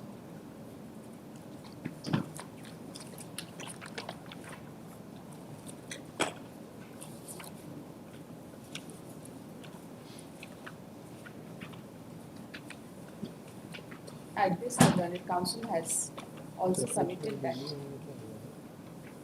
in spite of non-substitution of Mangra Rao at the first appellate stage, who had expired in May 2019 during the pendency of appeal, his estate was duly represented and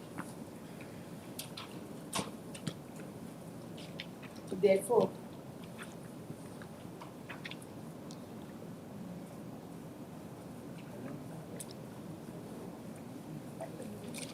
the judgment passed by the learned first appellate court is not a nullity and the present appeal is maintained. The son of Mangra Rao has been included in the present proceedings as pro forma respondent number 6, 5. as pro forma respondent number 5,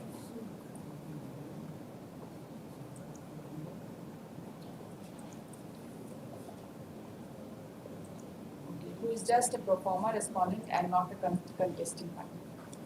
Right? ये pro forma इसलिए डाले हैं. Yes, he is not contesting now. अब क्या करें? पढ़िए, आगे करें. Substantial question of fact.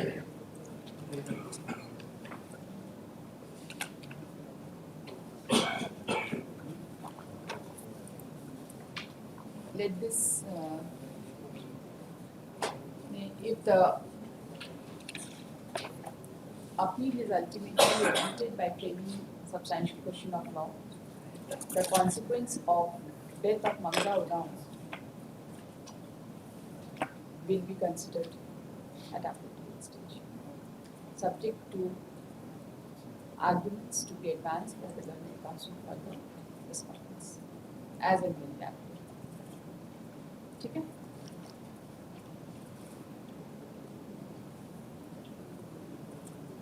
Or maybe we'll see what is to be done. The estate is substantially represented. The last sentence हटा दीजिए, ठीक है? You have lost in the appeal. Yes.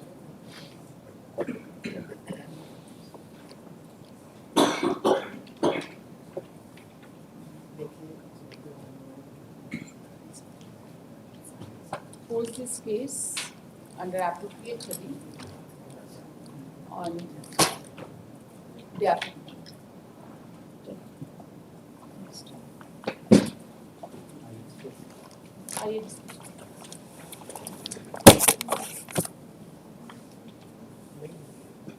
Item 9, first appeal filing number 8757 of 2025, along with item 10.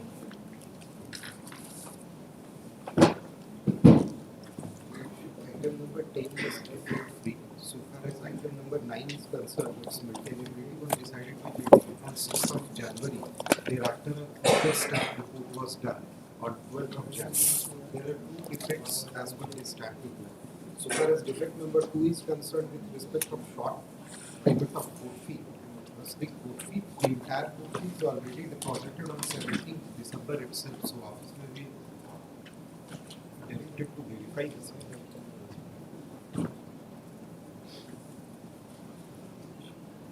It is with respect of appeal and counter claim.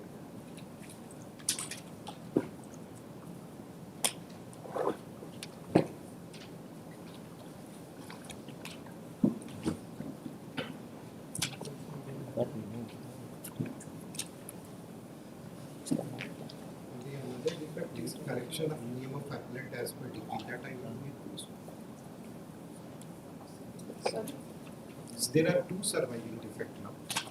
As per the office note dated 12th of January. Defect number 2, the court fee is already deposited on 17th December 2025. What about the next one? Next is that after the judgment decree corrected by the learned trial court, now it has come. It's a small thing. I can correct it in course of the Learned counsel for the applicant has submitted that the defect number has been removed. So far as defect number 25 is concerned, he seeks permission to remove the defects during the course of the hearing. He is permitted to remove the defects during the course of the hearing.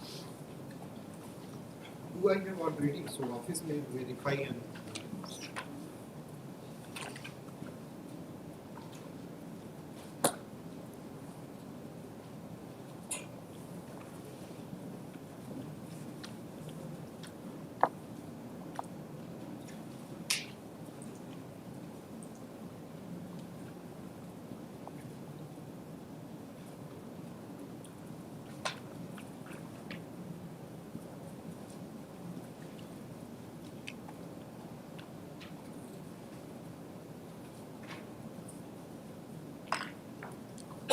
Case on the appropriate hearing, the applicant.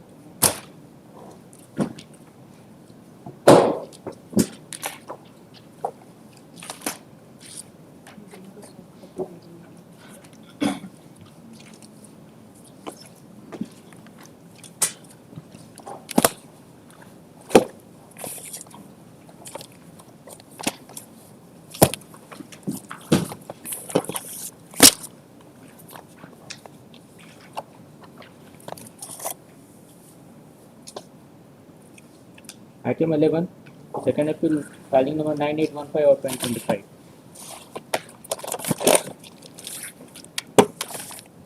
Lordship, in this case, the court fee was required to be paid. We have deposited during the course of the day today itself, deficit court fee. And Lordship, as far as another defect, it is indicated that it has to be sent down for correction. Since the writ of delivery of possession has been issued, Lordship, and we have already disclosed the addresses of the concerned respondents in the memo appeal. At least for the time being, Lordship, it can be registered and thereafter, because there is against the preliminary decree also we have filed an appeal. And there is a substantial question of what will be acted in that case also arising out of partition suit.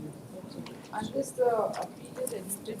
Yes, yes. So leadership, I was only saying that since the concerned respondents one, the address has been disclosed in the memo of appeal, and also response 30 to 32, the addresses have been disclosed in the memo of appeal. So leadership, if it can be heard, at least it can be registered so that, because I was examining the civil memo of civil appeal also, because even if it is sent down for correction, leadership, it will not be corrected, because in the civil appeal inadvertently, the addresses were not mentioned of the concerned respondents. Then you should have filed a petition seeking. I'll file a removing this petition if leadership, I'll just, File if a leadership petition, can no, keep it. that even in the memo of appeal, the name was, the address was not mentioned. Not mentioned. So therefore, If there it is is no, sent down for correction, that will be a futile exercise. futile exercise. I'll We'll disclose it. ignore it for the present, but you have to find an idea for that. I'll do that. So if it can be on the board, just not today, I'll file it by tomorrow. Take it up next week. With the rate of delivery of possession has been increased.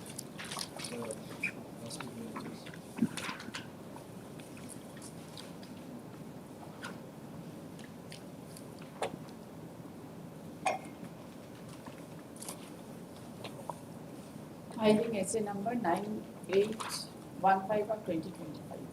When do you want? I think I can file it on by Monday. So it can be on Wednesday or Thursday. At the request of the council for the applicant, pose this case on this Wednesday. And leadership, there is another second appeal arising out of a preliminary degree that also has to be heard along with that. That is defect free. As per my office, it is defect free, but it has not been registered. Type copy. There also the same defect will be there. Then in leadership, what I'll do is I'll verify it and thereafter give it slip tomorrow.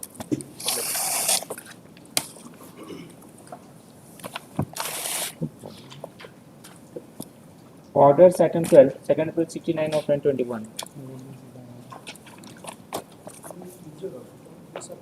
Admitted on 14/8/2025 and the notices were issued. Concerned police station wherein the report has been received that the sole respondent had died on 23/11/2020 as informed by the grandson of the deceased sole respondent. For which we have 23/11/20. 23/11/2020. What is the date of the applicant's judgment? Appellate court judgment is dated 13th of October 2020, prior to his death. And the decree and the date of decree is 21/10/2020. This is also prior to his death. After the appellate court's decree, he has expired. Yes. Essay number 69 of 2021. The learned counsel for the applicant has submitted that the sole that as per the office note, sole respondent has expired. He has then referred to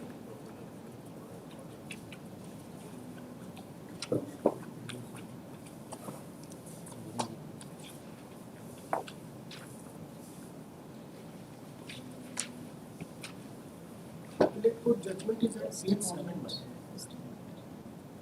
he has submitted that. कहाँ से बोल रहे हैं आप? Report आया है. From where are you saying that there is a report? Office note में तो 2020 बोल के तो नहीं लिखा है ना? From where are you saying that he expired on 23/11? Is it there in the office note only?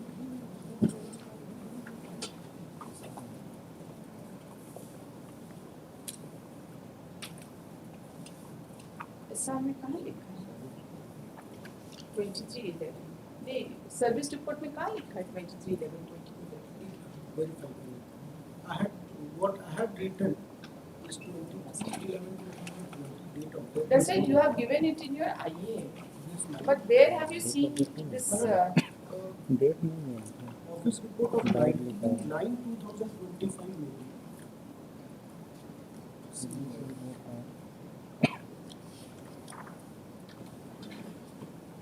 19/9. There is no report of 19/9. There is a report of 19/8/20.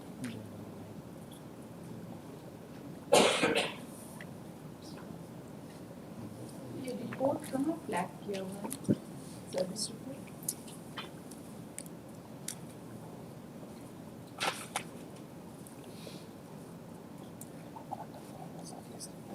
The learned council has submitted that in the service report it has been mentioned that the sole respondent has expired in the year 2020.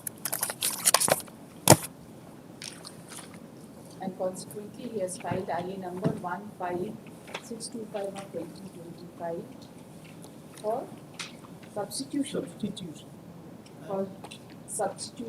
of the sole respondent who expired on 23/11/2020.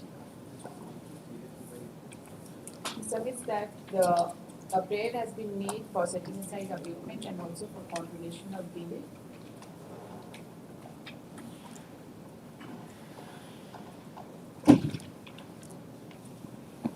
The names of legal heirs and successors have been mentioned in paragraph 4 of the interrogatory application.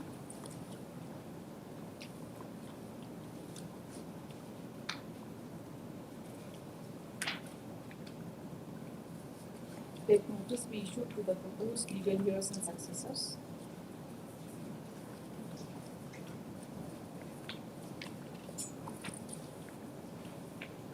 In IA number 15625 of 2025.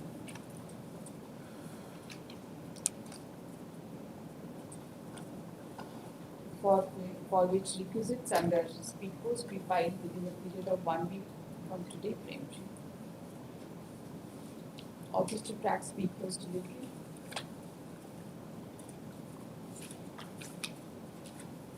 Post this case on 4th of April.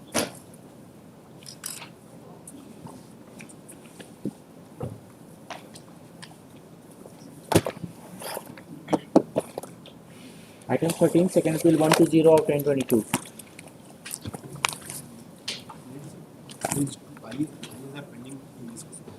IA number 7072 is for continuing the delay caused in filing the petition for substitution. 7074. Yes. 7072. 7072. 7072. It is for what? For continuing the delay. Conducting the delay in filing the second appeal. No, substitution. Whose substitution? For the legal heirs of the respondent number 12 and 13. The respondent number 12 is Rambaran Chobe leadership, and respondent number 13 is Sona Bacha Chobe leadership. Respondent number 12 died on 6/12/2022, and respondent number 13 died on 15/11/2022. 15/11/2022. Yes.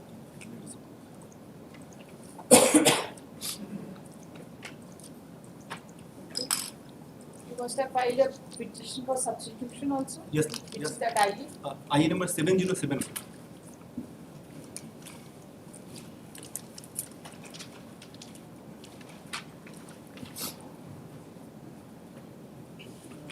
The names of the legal heirs of the respondent number 12 and 13 are stated in para number 3 and 4. IA number 707. The learned counsel for the appellant submits that IA number 7071 of 25 has been filed for substitution of respondent number 12 and 13 who have expired on 6/12/2022 and 15/11/2022 respectively. 2024. 15/11/22. 24. Yes, it is. 6/12/22 and 15/11/24 Yes, it is. respectively. The names of legal heirs and successors have been mentioned in paragraph 3 and 4 of the interrogatory application. He has submitted that a separate petition being IA number 7072 of 25 has been filed seeking continuation of delay in filing the petition for substitution. let notice be issued to the proposed legal heirs and successors of respondent number 12 and respondent number 13, for which requisites under speed post be filed within a period of 1 week to 10. दोनों में notice in both the IAs. Post this case on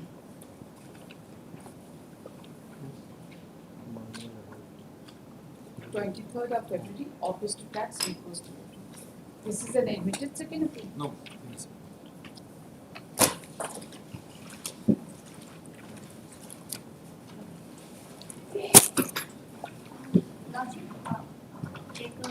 Serial number 17 है. She is petitioner has 76 age, 76 years old lady. Extremely she was ill. जब भी हो रहा है Serial number कौन सा? 17 17 और क्या है? इसमें ये 17 का है. You are for the appellant? From this side.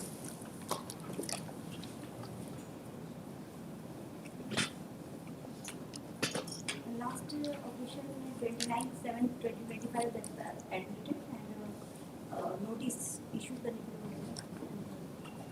क्या हुआ? नोटिस सर्व हो गया? नोटिस में हाँ सब वो लेने से इनकार किया और उनके दरवाजे भी लगा दिए.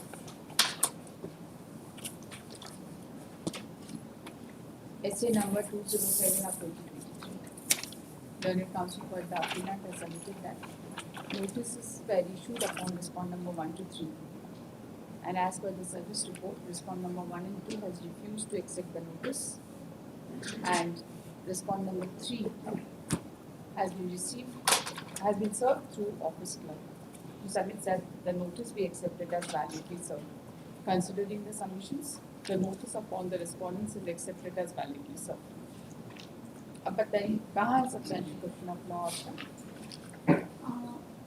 इसमें hearing में रख दिया रख तो देंगे, कहाँ है substantial question?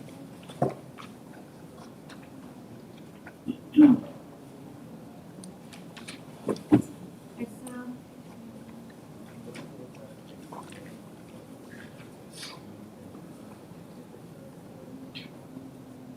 Nobody has entered appearance? no.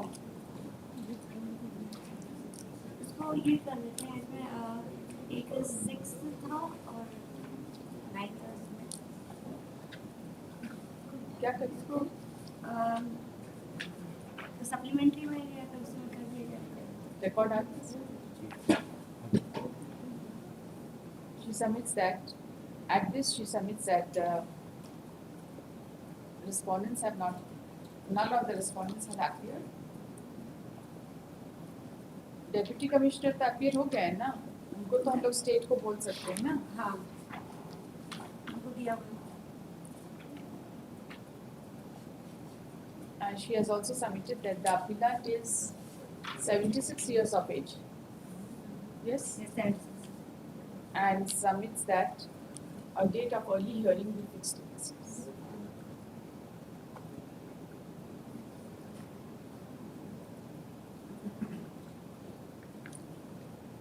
Considering the submissions, let this case be fixed for final hearing. Final disposal.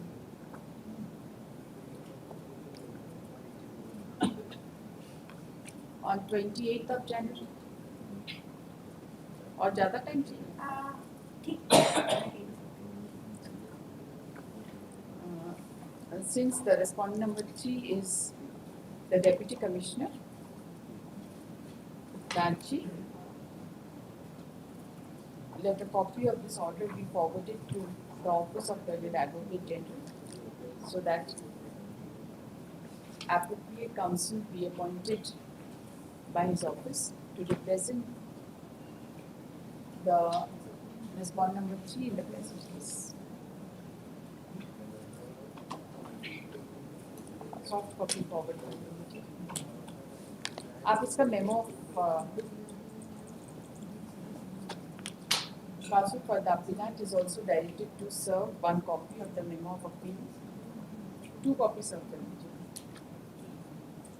with its enclosure and synopsis in the office of the हाँ एक वैसे लास्ट जब notice उस समय दिया था हमने, पहले तो दिया था सर्व किया है, पार्टी बनाया था उस समय, फर्स्ट में ही देखा जाए उसमें पार्टी बनाया तो मैंने दिया था उनका नाम किसी का एप्रिएट कर रहा है स्टेट में करके? स्टेट में किसी का अप्लाई नहीं कर रहा, ये हाँ ये दिया था उसमें पार्टी बनाया। ऐसा तो नहीं फिर से एक बना रहे थे, कोई बात नहीं, पहले का नहीं दिया हुआ है, नहीं तो उनका नाम एप्रिएट करना है, आप सर्व कर दीजिए, ठीक है?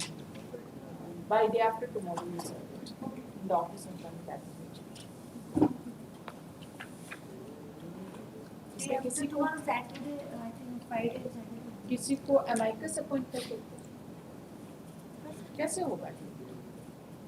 सब नोबडी इज अपीयरिंग, तो ऐसे बिना असिस्टेंस के थोड़ी आपका केस में केक वॉक थोड़ी हो जाएगा। जैसा रहता है।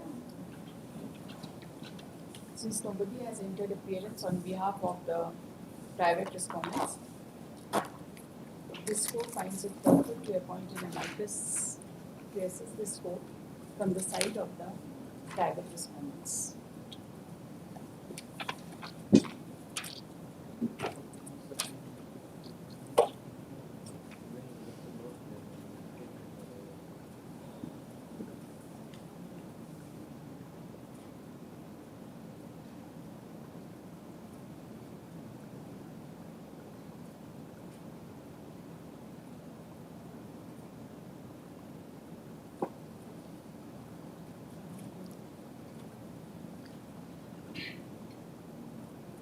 उनका क्या नाम है? मिस्टर मंजू प्रसाद की जूनियर रखा नाम ही नहीं है इसमें।